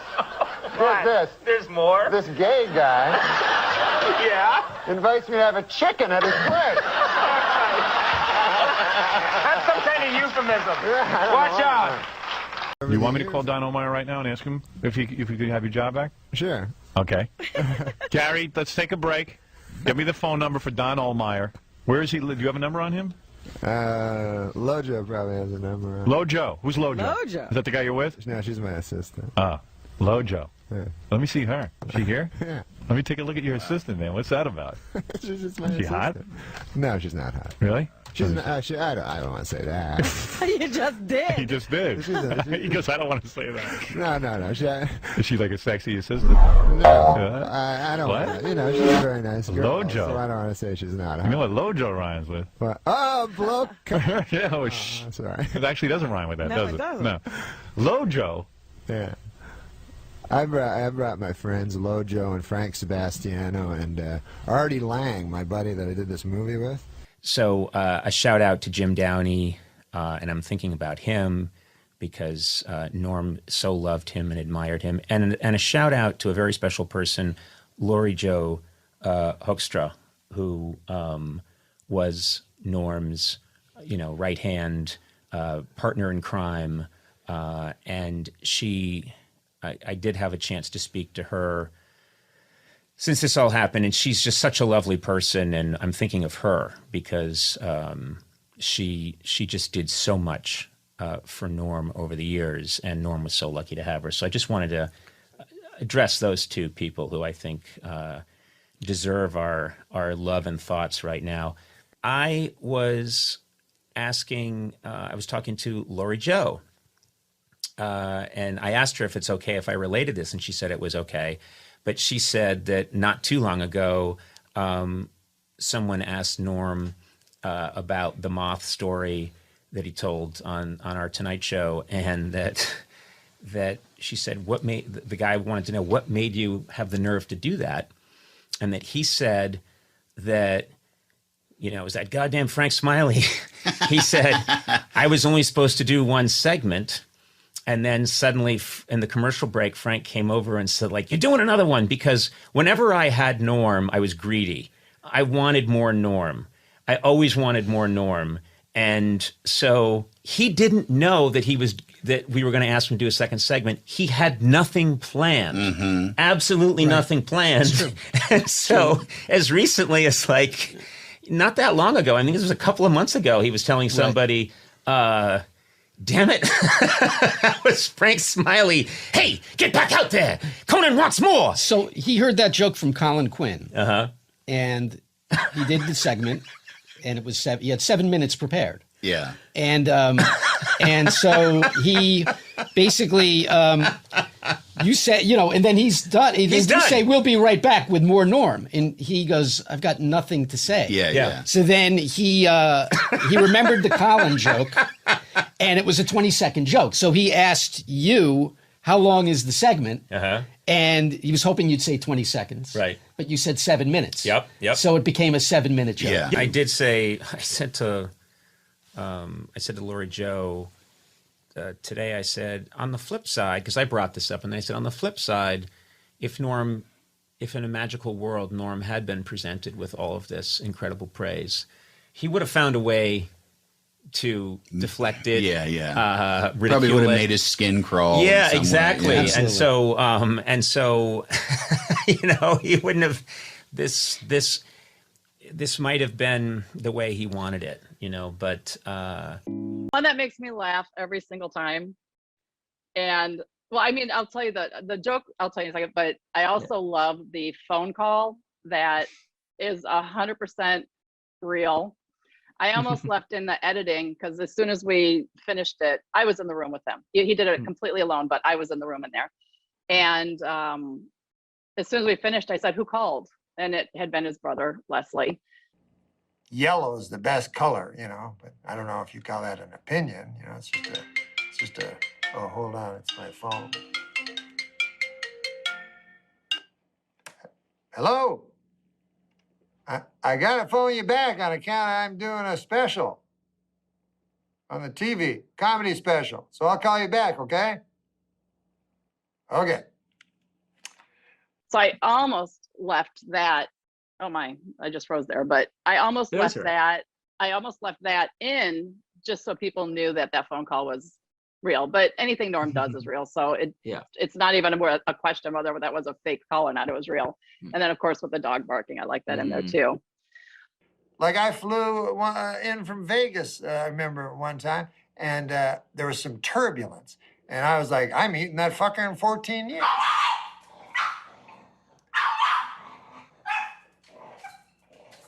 But Hail the Sluts makes me laugh every time. For she's a jolly good slut. So anyway, that's my joke that makes me laugh every time. And you know what I was way ahead on? Slut shaming. I was always against that.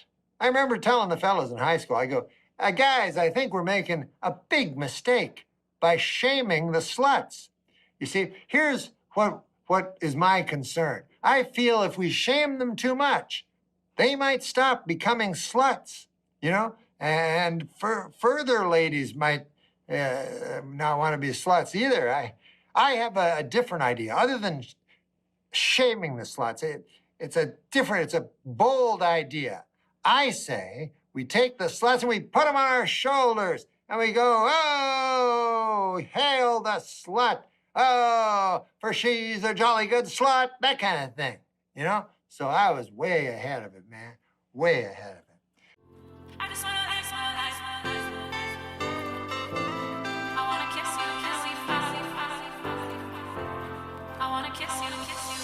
You told me that we should go our separate ways, but now you're back. My life without. His mom, he mentions in it that he had a place for her nearby. He did. She's in Canada, so she would spend winters in Los Angeles, and he got her a place nearby him. And so he really did have, I know, of course, it's a joke. There's a punchline there, but the reflection on his mom is real. Yeah. Come on. You're begging for a beating after saying that MGK beat Eminem in this diss track fucking battle. You're begging for people to call you a retard all week long because that's what they're going to call you. That's really bad. Lewis, you can't say retard in this day and age. Even Norm MacDonald knows that. Norm MacDonald went to Down syndrome instead of retard. I know. Okay, on the Howard Stern show. You know, you can't say that. Come on, Jesus Christ. My son's retarded, please. You can't say that. Of course he's not retarded. I know, I'm joking. Isn't it crazy? Even something like retard. Poor little guy. Look, I'm trying to catch butterflies. I'm fighting back. I'm keeping at least retard. You can't take that one from me. It was a good one. Yeah, right, you can't say that. All right, questions, please. Questions. All right, here we go. Let's see. If you guys want us to answer your questions, BYM@gasdigitalnetwork.com. They have to know how to send in the questions. How are they not going to, they're not going to know. BYM@gasdigitalnetwork.com. Send your questions there. All right. Let's see. Okay. Well, this guy actually asked about Norm MacDonald. Can I give my take about this guy? You have a different thing. I'm a comedian. Hold on. There's a lot of people in England that probably don't know who Norm MacDonald is and don't know what's going on. So, first of all, give a quick breakdown for everybody listening. When I say quick, abbreviated breakdown. Go. 30 seconds or less. Got a timer on. Okay. So Norm MacDonald's a comedian from fucking old school SNL days. Been a comedian for like 40 years probably. Considered somewhat of a living legend, right? He recently did an interview for some magazine. I think it was the New Yorker or something. And he was asked about the Louis C.K. and Roseanne situation, both independently. And he went on to, because he's friends with them, basically defend them more or less. And one of the things he had stated was like, look, not many people understand what it's like to lose, tens of millions of dollars in a day, to lose everything for, a mistake. And then I guess they went on and said, the interview said, well, what about the victims? And he was like, well, the victims didn't go through that, which he got a lot of flack for. They canceled his Tonight Show appearance. He was supposed to do Jimmy Fallon, and then they canceled his appearance. And he's fine. He's got a Netflix show still. He's still doing all the touring of all the circuits.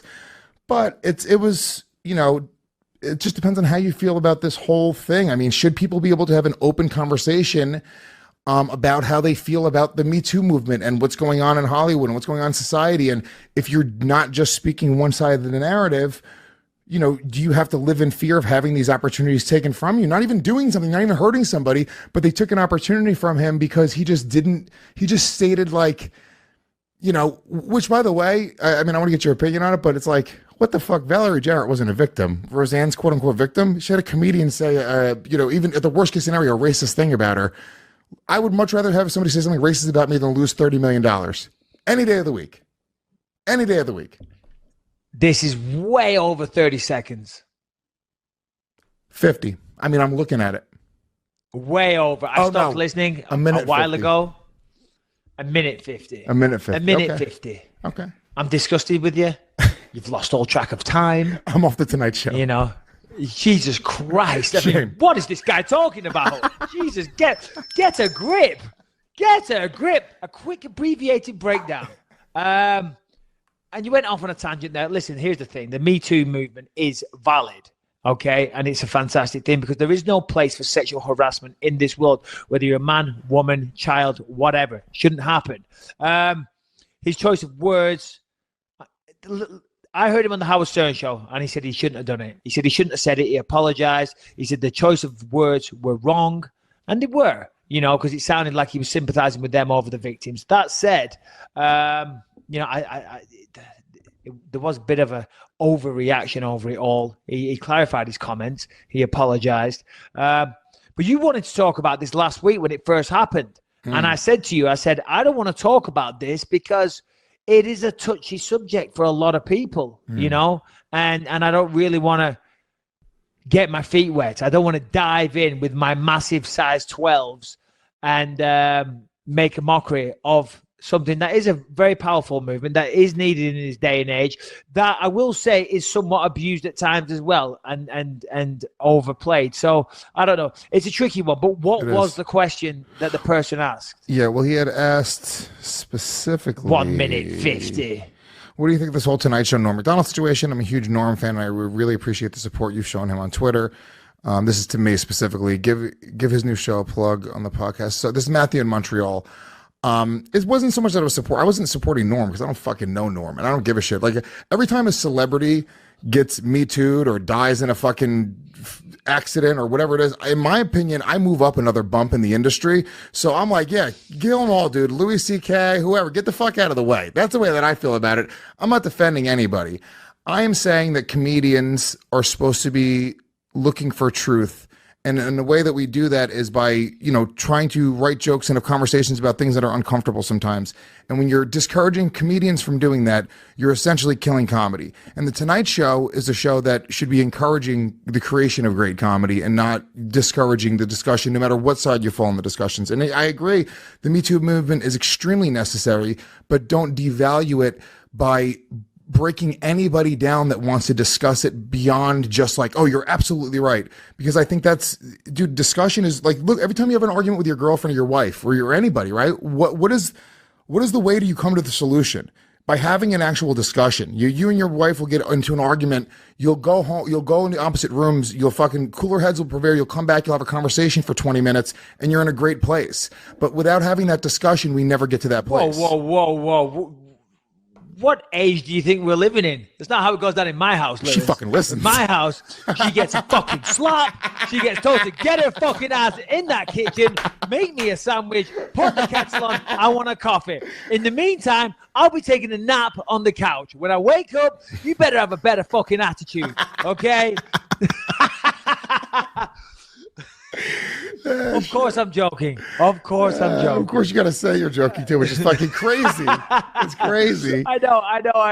Of course I'm joking. Straight to the heart. I went a long time acting like I wasn't broken apart by you.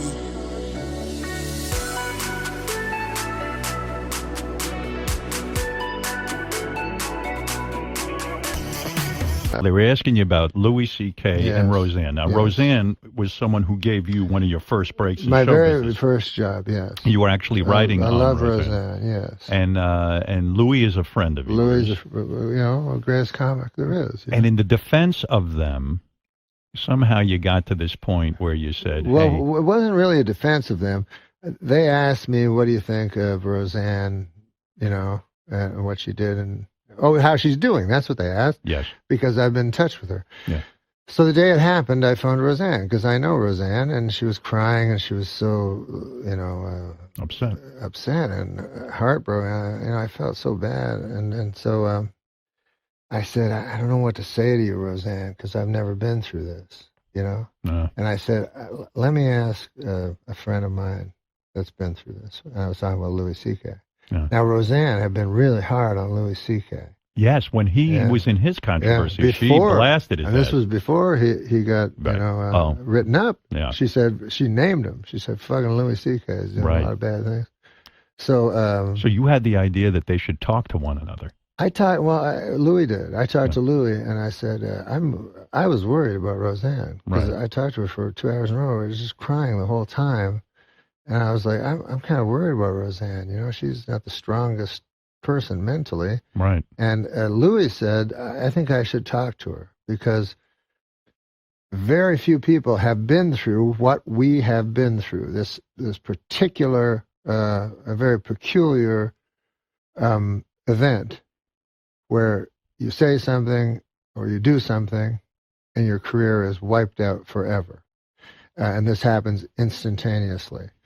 So I said, you should talk to her because you've been there. And they conflated that with me saying, because I said, now the victims went through worse, but it wasn't the same as that. Yeah, you know? what you said was the victims have, at least they don't lose everything. Yeah. That's where you got into trouble. That's where I got into trouble, Because yes. I have people in my life who are victims of real bad sexual abuse. I do too, Howard. Rape, everything. Yes. And they go through. It destroys their life. They're never the same. Oh, of course their whole bodies shake at the thought of it. Some of them even black out when they think about this thing. It's horrible. So I know that. And of course, you know, you'd have to have Down syndrome. Not to know that. That's my new word. Down syndrome. Right. That's a good word. You'd have to have Down syndrome to not feel sorry for, you know, of course Me Too is what you want for your daughters. You know what I mean? And you want that to be the future world, of course. Right. And I meet all kinds of women that have the terrible stories, you know, about what's happened to them. So but I wasn't talking about the victims. I was talking about, they asked me about Roseanne. They asked me about Chris Hardwick. They asked me about Louis. And I told them, you know, like if someone murders someone, you know, and goes to jail, right? Right. And then he gets out of jail after 10 years. And you go, I'm going to give this guy a job washing dishes because he's done his penance. Right. Nobody goes, well, what about the people he murdered? Well, of course, they had it off worse, you know. Yeah. But I'm talking about the murderer. Give him a dishwasher job, you know. So do you think that the writer somehow merged all of these thoughts into one thing, or do you feel you were quoted inaccurately, or do you feel like you were treated fairly? Well, I don't know. The original writer was for the Hollywood Reporter, right? And he wrote it, and that wasn't the headline. Right. And so I don't know if he even noticed or anything. And then another place called Vulture, which is a WW computer. Yeah. They wrote, Norm MacDonald defends Louis Anderson. Louis C.K. Louis C.K. You can't defend Louis Anderson. What did he do? I defend, it says, you know, in the headline, Norm MacDonald defends Louis C.K. and Roseanne Barr. And I never defended them. A Brazilian teenager suing Michael Jackson for running him over with his van displayed his scars for a photographer this week. Jackson said through a spokesman that the suit was baseless, but he'd like to see more photos. Well, there may be trouble in paradise. Lisa Marie Presley confirmed this week that she and Michael Jackson live in separate residences 50 miles away from each other. Lisa Marie was quoted as saying, I guess being married to a homosexual pedophile wasn't such a great idea after all. Hey, Lisa Marie Presley said that she and Michael are still together and happy this week. She also made a revelation that she is actually a 9-year-old boy. While in the hospital, Michael Jackson had his room specially decorated with 2 huge photos of Shirley Temple. But don't get the wrong idea here. Michael Jackson is a homosexual pedophile.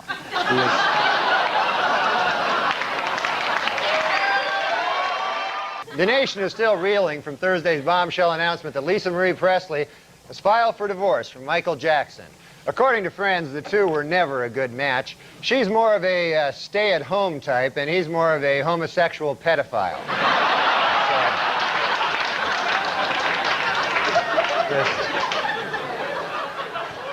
This week, in a secret ceremony in Australia, Michael Jackson was married for the 2nd time. Asked what makes his new bride special, the King of Pop said, quote, she has taught me about the power of imagination, like imagining that a grown woman is a 10-year-old boy.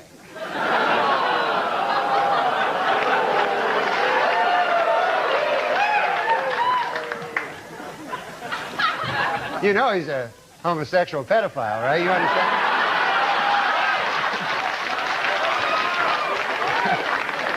And yes, it is true, Michael Jackson is going to be a father. Already he has hired an entire staff of nannies, nurses, and extra bodyguards, which hopefully will protect the child from Michael Jackson.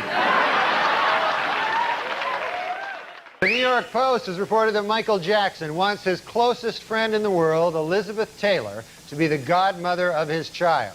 However, those close to the pair worry that this could eventually lead to heated arguments over whether the child will be molested or eaten.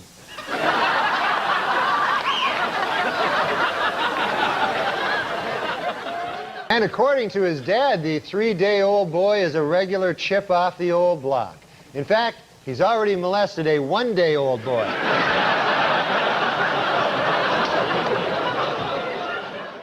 This week, a London tabloid published the first exclusive pictures of Michael Jackson's baby, secretly taken by a guest at the King of Pop's Neverland Ranch. Upon seeing the pictures, Michael said, "This is not my baby."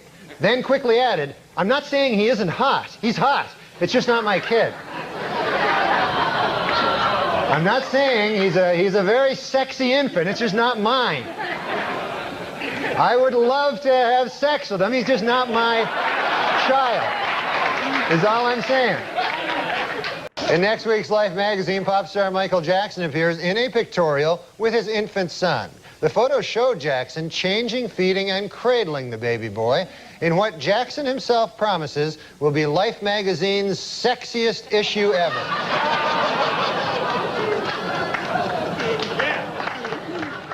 Michael Jackson. He said, I heard a quote where he said, I don't care if my child is a boy or a girl, as long as it's a boy.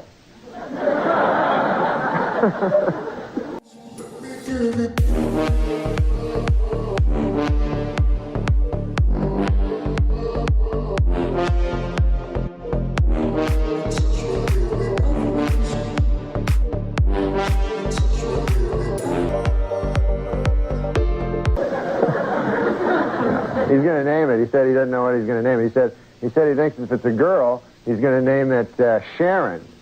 Really? Yeah. And if it's a boy, he's going to have sex with it. That's what he said. Yeah. I mean, even like you say, your unwanted, W-O-N-T, allegations against Michael Jackson. There had to be kids that were like, well, this is pretty cool. Yeah. This is not some old priest. And I was doing a bunch of jokes about Michael Jackson. And he said, Norm, you don't want to get sued by Michael Jackson. And secretly I did. I didn't tell Lauren. Yeah. I thought, how fucking cool would that be? Sure. I'm in court and there's Michael Jackson on the other side. Yeah. It's Michael Jackson against Norm. That has to help my profile. Well, I've never asked you this before, and we've been good friends for many years. Ah. Okay, I made that up, but... No. We haven't? No, we're friends. We're good friends, but I don't know what your... McDonald, is that Irish? Is that Scottish? What's your ethnic background? My ethnic background is Polish. Are you really Polish? Wow. Polish people, I didn't realize that. Yeah. McDonald, you don't... Well, my parents changed their names. They had to because of the constant ribbing they'd get for being Polish, you know? And so they changed their name to McDonald, but, you know, it's one of the things that you can, you know, I mean, I get a little upset about it, you know? Because, you know, all the Polish jokes and stuff. You can't make jokes about other people, but for some reason you make jokes about Polish people, you know? Right. I don't like it. Right. You shouldn't. That sounds bad, yeah. I mean, I had an experience, you know. I go in and I order a Polish sausage, you know, from this guy, you know. And so the guy says to me, you must be Polish. And I said, come on, man. I mean, come on. Think about it, what you're saying. You know, I'm trying to knock some sense into this fellow's head, maybe give him a wider world view, you know? Sure, yeah. I said, you think because I order a Polish sausage, I'm Polish. I said, what if somebody came in here and ordered French toast? Would you think he was French, you know? Right. I mean, what if somebody came in here and ordered a Belgian waffle? Would you consider that guy a Belgian, you know? I mean, if a guy came in and ordered German bratwurst. Would you consider that fella to be a German fella? Right. I said, what if a guy came in and ordered German potato salad? I suppose you'd think he was German too. Yeah? Yeah, yeah. You know, what if a guy, I said, what if a guy... Wow, you talked to this guy for a while. I'm telling you, man. With racist, you have to get through You have to them. really get it into their head. Right. I said, if a guy came in and he ordered a Cuban hamburger, are you going to assume he's a Cuban? Right.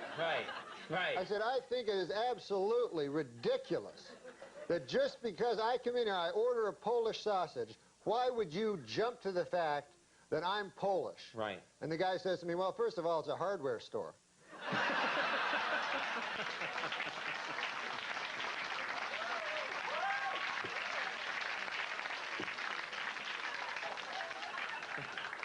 And you hate Polish jokes, don't you? You just hate them. No, I think they're disgusting. Let me ask you quickly. We haven't talked to you in so long. I want to ask you about your family. My great family. I love them all. How's your... we used to talk in the old days. You and I used to spin some yarns about Uncle Hector. How's Uncle Hector? Oh, Uncle Hector. Uncle Hector... He's Polish too, I'm guessing. No, he wasn't Polish. Oh, okay. No, he was from my cousin's side of the family. And he was... he was a great man, my uncle, you know. Right. He was an old fella. He actually rode the rails during the Depression. Oh. You know, he was a hobo. Hobo. As you might call him. I don't like that term, but whatever. Tramp or whatever, Yeah, what he's a have you. tramp, railroad bum. And, but he wasn't a bum. He was just out. He was a good, honest man during the Depression searching for work, you know. And, you know, he had no money, so he'd travel the country trying to find work, and he actually rode the rails, Uncle Hector. And he told me, it was an interesting story, he'd go through, this was in Canada, and there's a town called Kitchener in Canada, and the railroad cops were tough, boy. They were tougher than real cops, you know. They had a law of their own, the railroad cops. I feel like I should be tucked into bed listening to you. Anyway, a law of their own, those railroad cops. But there was not a railroad cop tougher than Kitchener Leslie. Oh, boy. He was well known. He was well known for beating hobos to death. Really? He'd yeah. find a hobo on his train, he'd beat him to death. He'd beat him to death. And so what the railroad bums would all do is, as Kitchener approached, of course... Oh, hey, Norm, how you doing? So... They'll be here in 5. We ready? There's a... Oh. Left. I don't have it. We should have used... Wow, such focus on these stories. That wasn't a mirror. That was another guy. Oh, it was a guy named Norm. Yeah. So the railroad bums would all hop off before they got to Kitchener to avoid being beaten to death by Kitchener Leslie. Yeah. Anyways, my Uncle Hector, a good man, you know, and he walked into a mine one day. This is a story for that I think the young people could learn from. Don't go mine hopping, kids. During the height of the Depression, where there was absolutely no work, my Uncle Hector walked into I won't say the name of the mining company. It was McIntyre Mine, and he walked in. He had his lunchbox with him and his work boots, and he said, "Sir," he said, "I want a job." And they said, "We have no jobs." He said, "Well, 500 people work here at McIntyre Mine." He goes, "I don't think there are 500 men here better than I." He says, "As a matter of fact, I don't think there are 200 men better than I." He says, I think you'd be strapped to find 100 men better than I. And by golly, he got the job. What do you think of that? That's a great story. Now, I'm sensing there's more. Now back to Kitchener Leslie. Yeah. The most dreaded... No. Uncle Hector. What? No, you want to talk about I'm trying to help you out. No, Uncle Hector. Dad, where's this story going? Uncle Hector worked in a mine, and it's a hellish job, the mine, as you well know. You know, darkness, you know. It's dank. It's dank. Yeah. It's coaly. It's a lot of... What? Well, you're in a coal mine. It's not coaly. It's coal-ridden. It's coal-infested. It's not coaly. It's coal-infested. So he worked in the mine, and by God, he worked hard. And after a week of working hard, he said to the shift manager, he said, He said, "By golly, I'd like to have a lady. I work hard, and where would I find a lady here in town?" Well, they said to Uncle Hector, they says, we have sex with animals here. By God, says Uncle Hector, I'm not going to do that. Why, I'm a normal fella. Well, then be to your own devices then. So, Be to your own devices? Yeah. Wow. Uncle Hector continued working in the mine. He worked hard, and he worked long, and he worked for a low wage. But he was a man. And Uncle Hector, after a couple of weeks passed, he started to get a little itch, you know, as you and I say. Right. You know, Right. When we're thinking about the ladies, the you ladies, know, yeah. but he kept it under control. He went again, and he said, "Are you sure there's no ladies here?" "No, we have sex with animals." "Ah, my God." 6 months passed, and Uncle Hector couldn't take it any longer, he told me. Right. He said, "By God, I just had to, I'm just a man, I'm weak, you know, I'm not a saint, you know, and I was born in sin, I suppose, and I couldn't resist. I just needed it." So he said he walked by a pasture, and there was a pig. Oh, God. Yeah, That's terrible. Yeah, it's terrible. And so Uncle Hector said, well, he said, I walked up and I began having sex with a pig. And he said, all of a sudden, he saw all the miners like around him, you know, looking at him. They go, "Uncle Hector, what the hell are you doing over there?" And Uncle Hector's like indignant. He's like, "What? Well, you're the guys that told me that you have sex with animals." They're like, "Uncle Hector, you damn fool. That's Kitchener Leslie's girlfriend."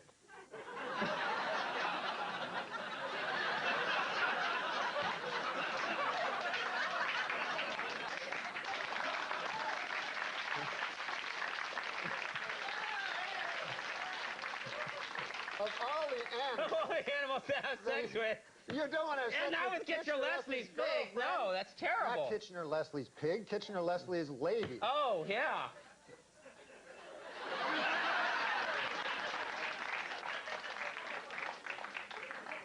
You tell quite a yarn, man. Well, I had shorter ones, but... Mike Wallace was a great friend. I lived down the hall from a woman who had Alzheimer's, and her son just stopped visiting her, and she took the notion that I was her son. This was when I was a young man. She took this notion that I was her son, and she had a bleak apartment. No, it was empty usually, and so what I started doing, I would get pictures from the store, you know. They came in the, you know, the picture would come in the frame. And I would put the picture down. And then that would spark something. That woman go, "That must be my son." You see what I mean? And I would just put things all over. And I put a ring one time on her finger. Now, So was she this thought- supposed she to thought it help would her, be- or you were just playing with her? You were just screwing with her? Okay. Both. It was to help her and to entertain myself. And in a way, when you think about it, isn't that what we all do in life? That's a lovely upbeat message to end on. You know, if you need kicks, find a person with Alzheimer's and fuck with them. For her amusement and yours. It's a lovely message to go out on. Yeah, we can't go out on that. I mean, I think so. Why? Mike was a grand guy. I said, he had dementia at the end. That's funny to you, huh? You know, McDonald, I want to tell you. No, it's a very odd thing to you know, say. if you're looking to broaden your horizons, I don't think it's wise to laugh No, because at you someone just who said- had dementia. I'm not laughing at that. I'm laughing that you said. He was you the best. just said. I loved him. Mike It was Wallace was a sad. great guy. He had He was- dementia at the end. It was sad that he had. You didn't Why say is it that was sad. funny? You said it as if that's what made him a great guy, was his raging No, dementia. you're not hearing things well. So how You're not did you- hearing things so well. how did I you- made a face like it was sad. Not that he was great because of dementia.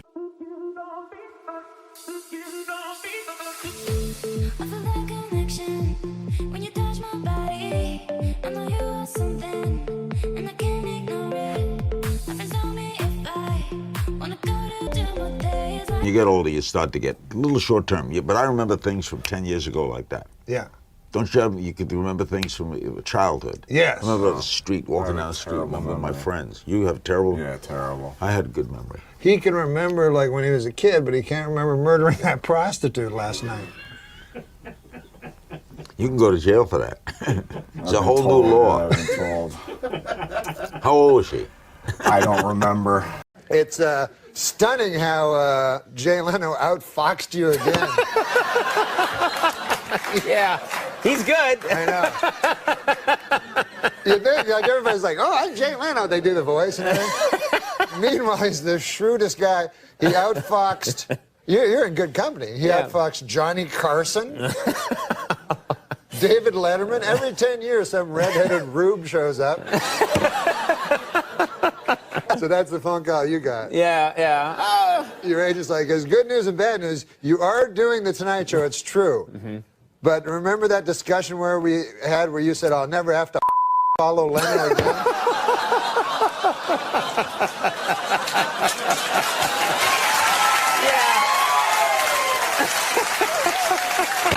You came over, didn't you? A little fighting, a little fornicating. What's he, an old pirate all of a sudden? Ah. You notice how I didn't say it's 11? Hey!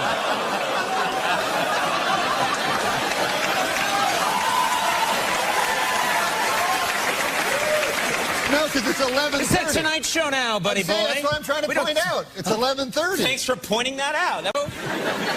Hey. Oh, yeah. Oh, you got more. Hey, Yoko Ono is not mad about you this week. Mad about you? Okay, that I remember. Yeah, that's pretty cool. She'll be playing a conniving bitch who broke up the Beatles. All right, hey. Is she that beloved? It's interesting what you say when you go, like, America's the greatest country in the world or something, because, like, imagine, like, you're just saying that on account of you live there, because let's say you hear a guy who goes, hey, man, Kenya, that's the greatest country in the world. You better believe that. Hey.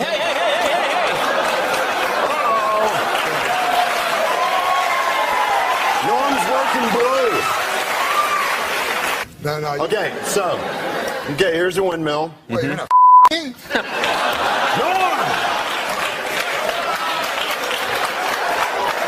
Your two options are attack and fly away. I love you. Let's bump the pit bulls. Not salad tossing. I'm sorry. Okay. I'm going to return to my former sexual lifestyle. Well, yeah, what's that? It's trying to find a lady and convincing her to let me lie down on top of her. That sounds so romantic, the way you describe it. I want to lie down on top of you and take a nap? What do you... Doesn't sound like... I'm just saying I'm very simple. I don't need no, I don't need no where they whip your balls or anything. Okay, all right. I'll tell you this. What's that, Norm? My doctor told me I'm on the same dose that they give to the donkey for the second show in Tijuana. Okay, now listen. For the second show, you know? Why do I continue to have you on? And yet I love it. No, the second show. You've already started the wrong end. Look, that's the bit there. All right. Well, So okay. just top and tail it like that. Look, come on, wake up, stand there. I'm up to 4 segments. Why, you didn't tell me a number of segments? No. He wants the edges off, I think. Hey! Turn it around. Okay. What? Come on, no. You're gonna be tight. Tight. He does it and then goes, look what Norm did. We got to be nice and tight. This is not going to air. This will never be seen by anybody. This will never be seen by anybody. Just concentrate. We've learned. Norm, you're making me feel dizzy standing there looking busy. Right, here we go. Okay, come on. I'll tell you one thing, man, I'm not eating this. Why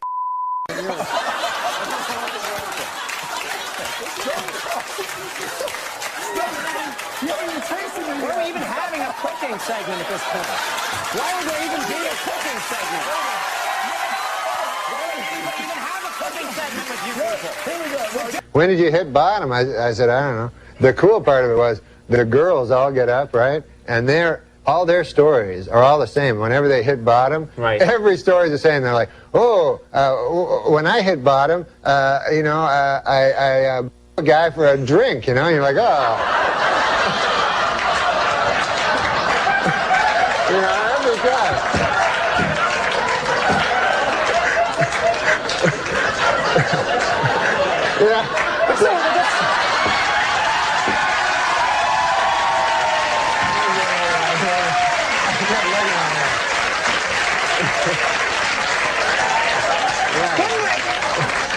we just take them out of the studio for the Norm part and then bring... Forget about that. I got to do. Brothers and sisters, I have none. But this man's father, he is my father's son. She goes, oh, I don't know. Who is it? Some cab driver back in New York.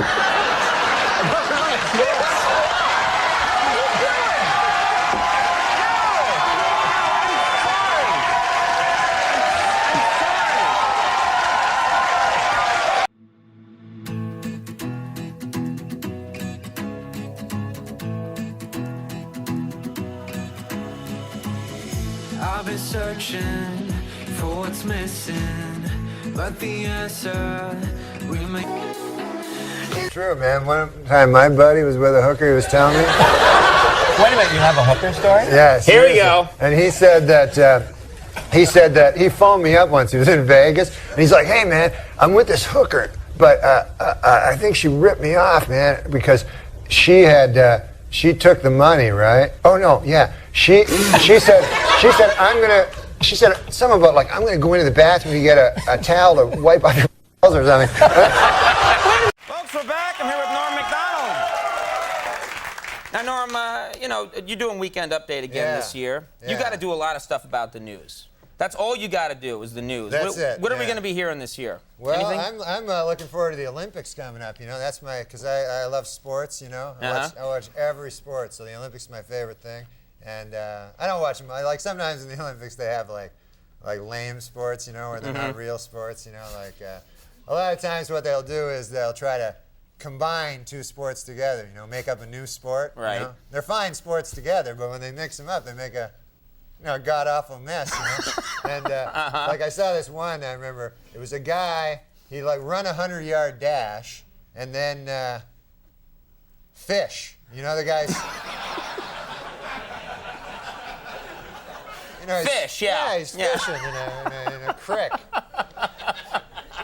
So that's not a good one. You don't like that. No, and you know, all the sports, and you know, they got the great sports and then the bizarre. Like, you ever see that one where they like walk fast? It's the fast walking. It's just a guy walking fast. It's not like a sport. And you know, like that you know, this guy doesn't get a lot of respect around the Olympic Village, you know, from like the sprinters and stuff, you know. Going, hey Fred, good stroll today there, man. That was a briskest stroll. What do you smashed the 20-minute mile? I heard. They said it could never be done. But you know what's weird is that guy gets a gold medal, and meanwhile, like the decathlon champ, he gets a gold medal. You know, that's not fair. Like they shouldn't get the same thing. You get the gold medal, you're the world's greatest athlete, you do 10, and then the other guy walks fast. It's like crazy. They should have another medal. Yeah, they should have. Right. He should get like they should give that guy like a stick or something. You get a stick, you know? A nice stick, but a stick. Yeah, a nice stick. That's for you, buddy. And then you can do all your great endorsement deals there afterwards.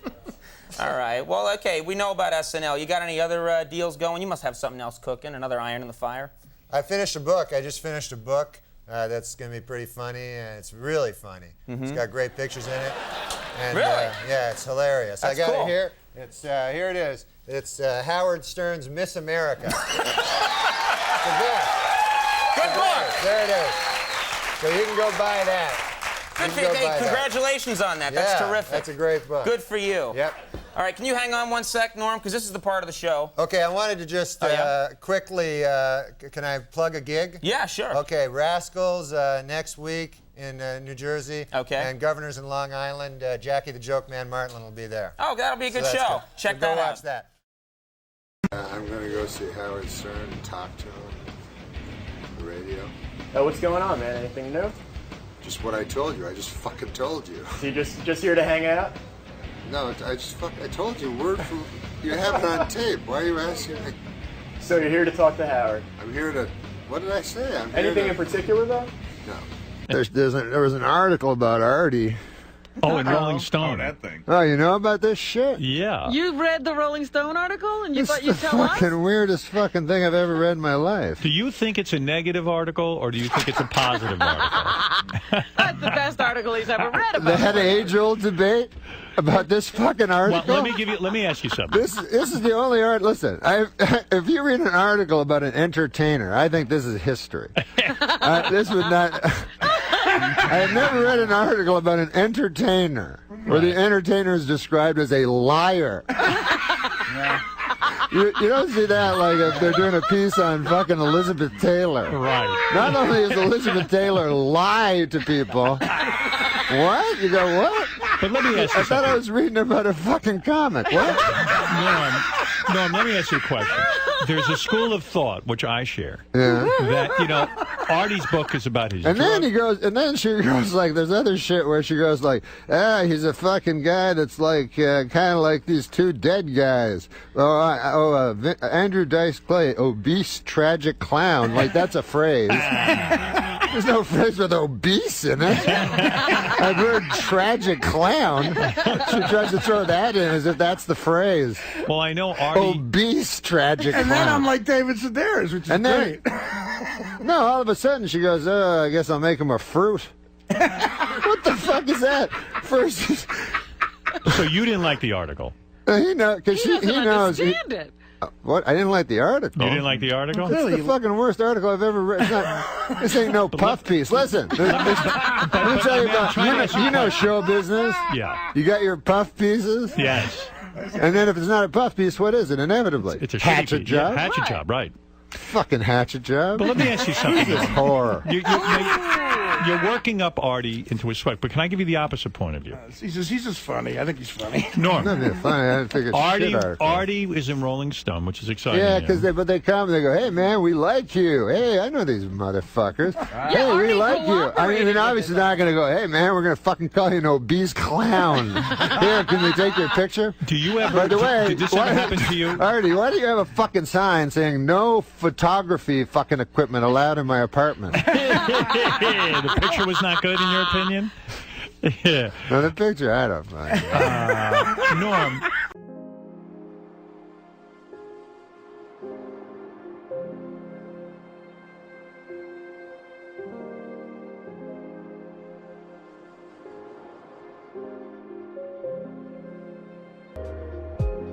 Norm MacDonald is threatening Seth Simons on the. What does he say? So Seth Simons goes same energy, and he posted a picture of the Joker and Donald Trump, which is like, shut.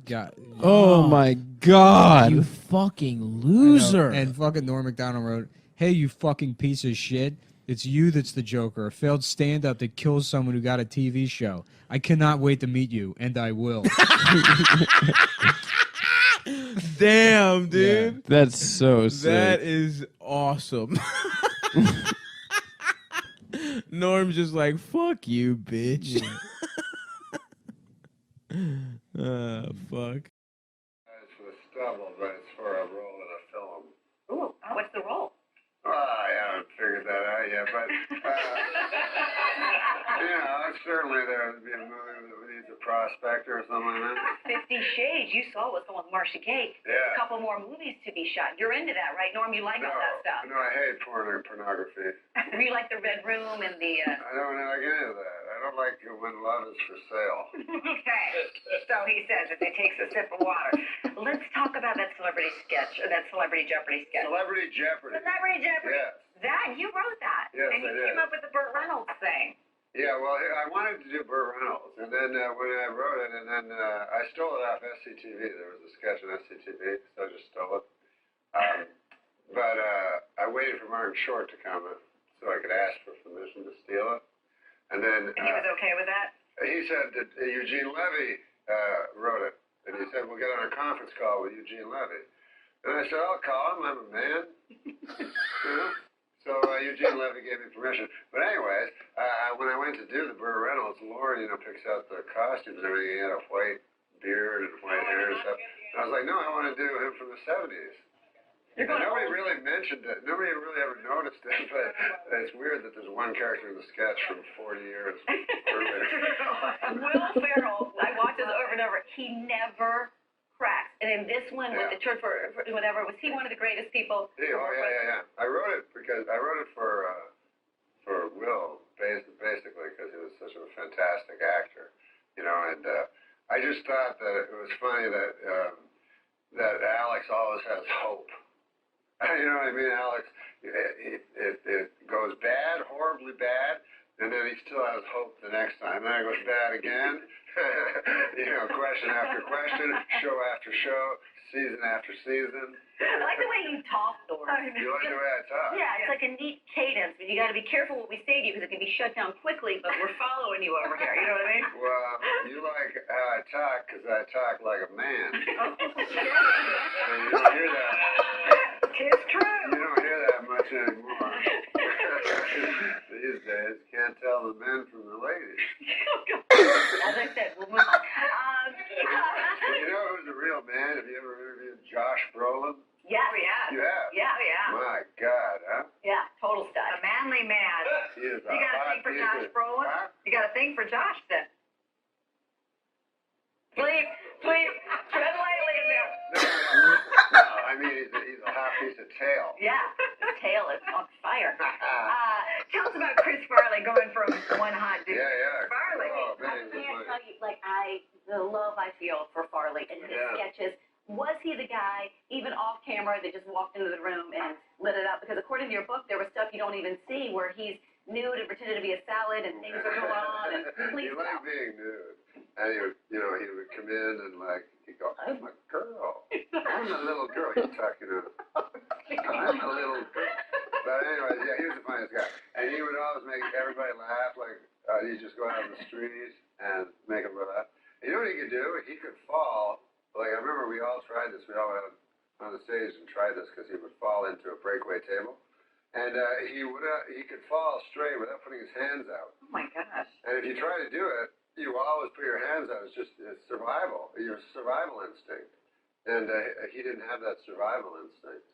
Oh, well, he learned early on that the fall was funny for him. Yeah. And it was his signature move. Yeah. Did you see him later in life when it seemed like things were getting bad and he was sort of in trouble? Yeah, I did. The last thing he did was work on a film that I was a motion picture that I was in. So that's the last thing he ever did. So I thought he would be fine though, because he was a giant man with huge constitution. And he'd take like a steak and he'd put a big piece of butter on each bite of his steak. So everything about him was just giant, and so I thought, oh, this guy will never die. I was worried about Spade because he was a little frail guy, you know what I mean? Farley was this big giant, So I never worried about him, but he never thought he was funny, which was bizarre because everybody was always laughing whatever he said. That was the sadness. It was sad because he said I wish I was funny like Belushi. And I was like, Belushi wasn't funny. He was a good actor, but when you saw him interviewing, he was kind of a dark guy, melancholy, guy. Whereas Farley could make dumb people laugh, smart people laugh. People that didn't like him laugh. People that liked him. A lot of comics that don't. Do you think you're funny? Because in your book, you've got Louis C.K. calling you Mark Twain in this. David Letterman, which we're going to get to, that loves you. Hold that right there. But do you think you're funny? Because a lot of comics have this thing where the validation isn't always there on the inside of their head. We got to Letterman. The answer. I like when he got emotional on his last show. More with Norm MacDonald. Hold, right? Yeah, hold, Norm. Drink, Norm, drink. Emotional. But because I was just emotional by mistake. It wasn't like I planned to be emotional or, I can't act.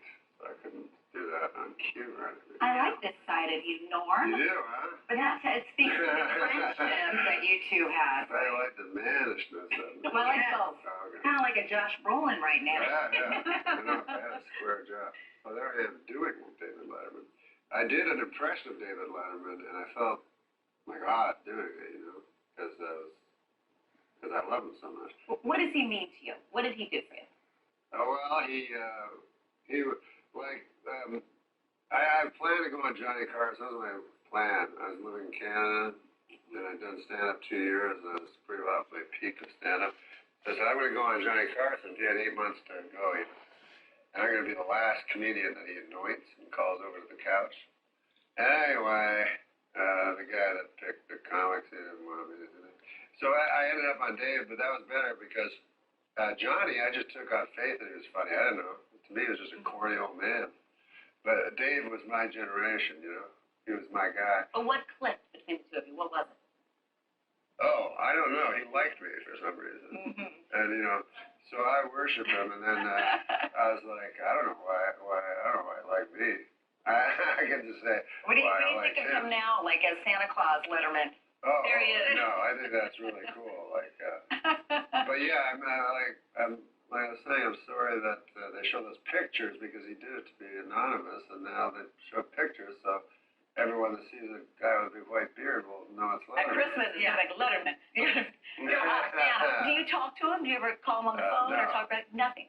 No. He doesn't seem like the type that would keep in touch. I don't know. I'm just judging, but like he's just sort of in his lane up there in Connecticut. Yeah, he lives, you know, he has his ranch, and he's in New York City a lot. And I talked, There's a story maybe I spoke to him, but, you know. We caught you. Gotcha. Oh, this is good. But, no, he's having a good time. He really likes being retired. He said it surprised him a lot. He thought he would not know Now, what with to the do. election, you know he's sitting at home. There's so much Yes. material. It writes itself. He has to miss No, all of it. he wishes that he would have been able to do Trump. Talking about the election and Trump, Yeah. you were just on Fallon the other night. Yeah. Trump was there. Did you guys talk a little Yeah, bit? well, what happened was, first of all, like, I watched it, I thought it was fine. Then the next day they were like, Jimmy wasn't, you know, it's Jimmy Fallon. Yeah. You know, he's not going to ruin his chance to get to host Face the Nation, you know? So, no, there's like, I was second guest, and he was first guest. First time I was ever second guest. Really? And I didn't even really like surprise. Like, oh, continue. but it was Donald Trump. You know? So there's only like a couple minutes between. So Donald Trump came out, and he was with the Secret Service guys. And I said, "Can I get a picture of Mr. Trump?" And so he's like, "Oh, yeah, I know you, I love you. Yeah, we'll get a picture." I knew him from before. He goes, "We'll get a picture. Just give me a minute." And then he turns around, he walks down the hall, and gets in an elevator. You're still waiting. Yeah, I was like, You're like, best trick ever. I know, it was like a Buster Keaton movie or something. That's a good one. Fallon was on you at SNL. Was he the young guy when you were on there? And did you? No, he wasn't on with me. We didn't cross paths. There was no. Okay, I guess he was so young. Yeah, he was a very, very young kid. Who did You know, you pay? He used to send in jokes all the time when I was on Update. And I think he got like one on or something. So he was the young, aspiring, always trying to get in there. trying to get in. And then, but then he got in and blew the roof off his roof. Anybody you paid it forward to is what I was going to ask, because you had so many people. You talked about Adam Sandler and everybody that sort of helped you. Everybody helped. Who did you pay it No, forward I to? didn't pay it forward. No, you know what? I tried to help people, but then it turned out they sucked. Like, I can't pick good guys. And if a guy's good, he'll make it anyways. But, you know, I have had a few guys that go, you got to hire this guy. And then the guy phones me and goes, oh, that guy sucked. Like, he was the worst. I'm like, I didn't know. It seemed funny to me. Norm's memoir, based on a true story. How loosely based on a true story, or 100% based on a true story? It's 100% true. Okay. The facts, not all the facts out there, but the truth is there. It's out now. Norm, this has been interesting. Nice to meet you. Thank you, Karen. I love that. Thank you. All right, there's been a lot of drama on the CBS hit Criminal Minds. Thomas Gibson was fired after kicking a writer. You can't do that, Norm. Were you an update from Kicking it, right? Yeah. New cast member Adam Rodriguez is coming out next.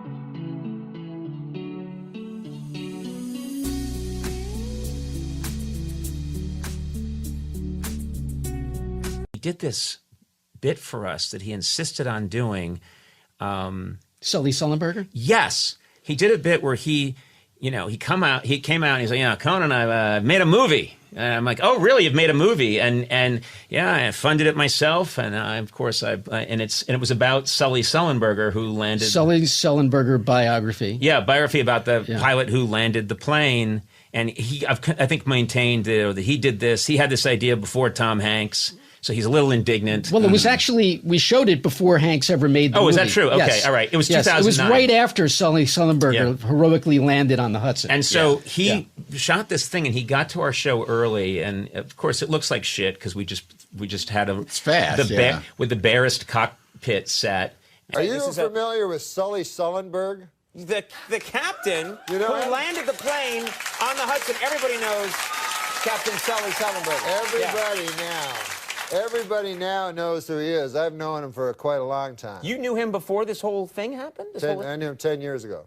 You knew Sully Sullenberger, the captain who landed the plane on the Hudson, that long? Yes. 10 years? Yes. And I, as soon as I first met him, I thought there's something special about this guy, and I bought his story. You're kidding. That's fantastic. That's great. Yeah, I met him in, where'd I meet him? Airport. I met him. It was a Sbarro's. That adds up, yeah. And he was getting pizzas. He was getting pepperoni, but anyway, whatever. So to this day, I don't know what that sketch is. Well, it was a dry bit. It was a very dry sketch. It was one of the driest things I've ever seen. So the idea is that Sully Sullenberger heroically landed on the Hudson like around that time. Yeah. He made this movie about Sully Sullenberger, but 6 months it's been in the can.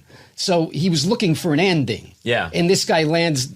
So basically, no. The joke is the clip. He made a movie about Sully Sullenberger before he heroically landed the plane on the. So So the clip is him landing on the tarmac. That's successfully. He successfully lands the plane and says, "Thanks for flying American Airlines. Yes, have a good day." So I heard you made a movie. This is going to be a huge movie. You have the movie of Captain Sully Sullenberger. Yeah, I could. But save it up for the thing. Now listen, you know why you're standing up here. I'm just kidding you. I love you. That's why. Hey, you wanna land this? Yeah. Pretty well lands itself.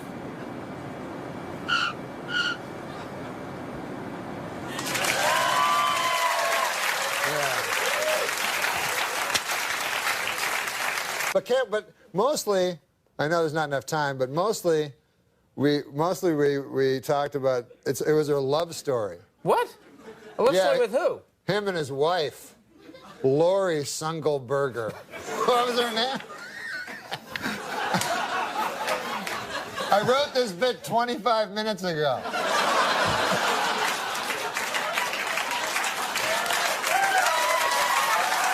Do you want the clip or should we get out of here? No, we should do the clip. All right, take a look at this clip. Sully, why didn't you give me a seat? Why do I break it here, I guess? A clip, and this must have exciting footage. Well, well. This story, the end of this story is incredible when the engines go out and... The movie's been in the can for 6 months. You made a movie about Captain Sully Sullenberger, and you finished it before he even crashed the plane on the Hudson, landed Yeah, and it's too bad, man, because I was struggling for an ending for a long time. It's called Sully Sullenberger. Sully Sullenberger. You clearly spent 10 years you've known this man? You forgot the at the end of his name? I call him by a nickname, whatever.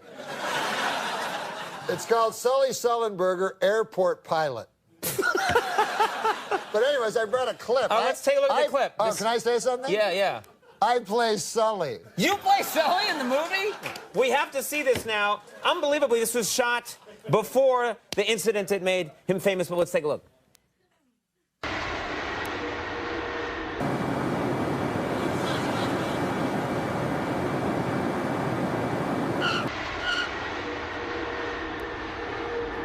On behalf of U.S. Airline, we know you have a lot of choices to make, and we're glad you chose us.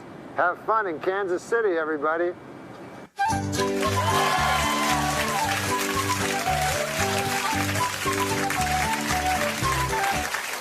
It's not a good ending. It's a terrible ending. It's the worst possible ending. I keep saying reshoots, and they have no money for reshoots. They're like, I said a long shot of the Hudson. Nothing. No, that's not going to do it. And he insisted on using the woman who did his makeup, Deborah Pullman. He insisted on using her in the bit, even though it's not even clear why he needed her in the bit. His wife played his wife. Yeah, played his wife, and. I have to stand here for the whole flight. I told you, it's cheaper.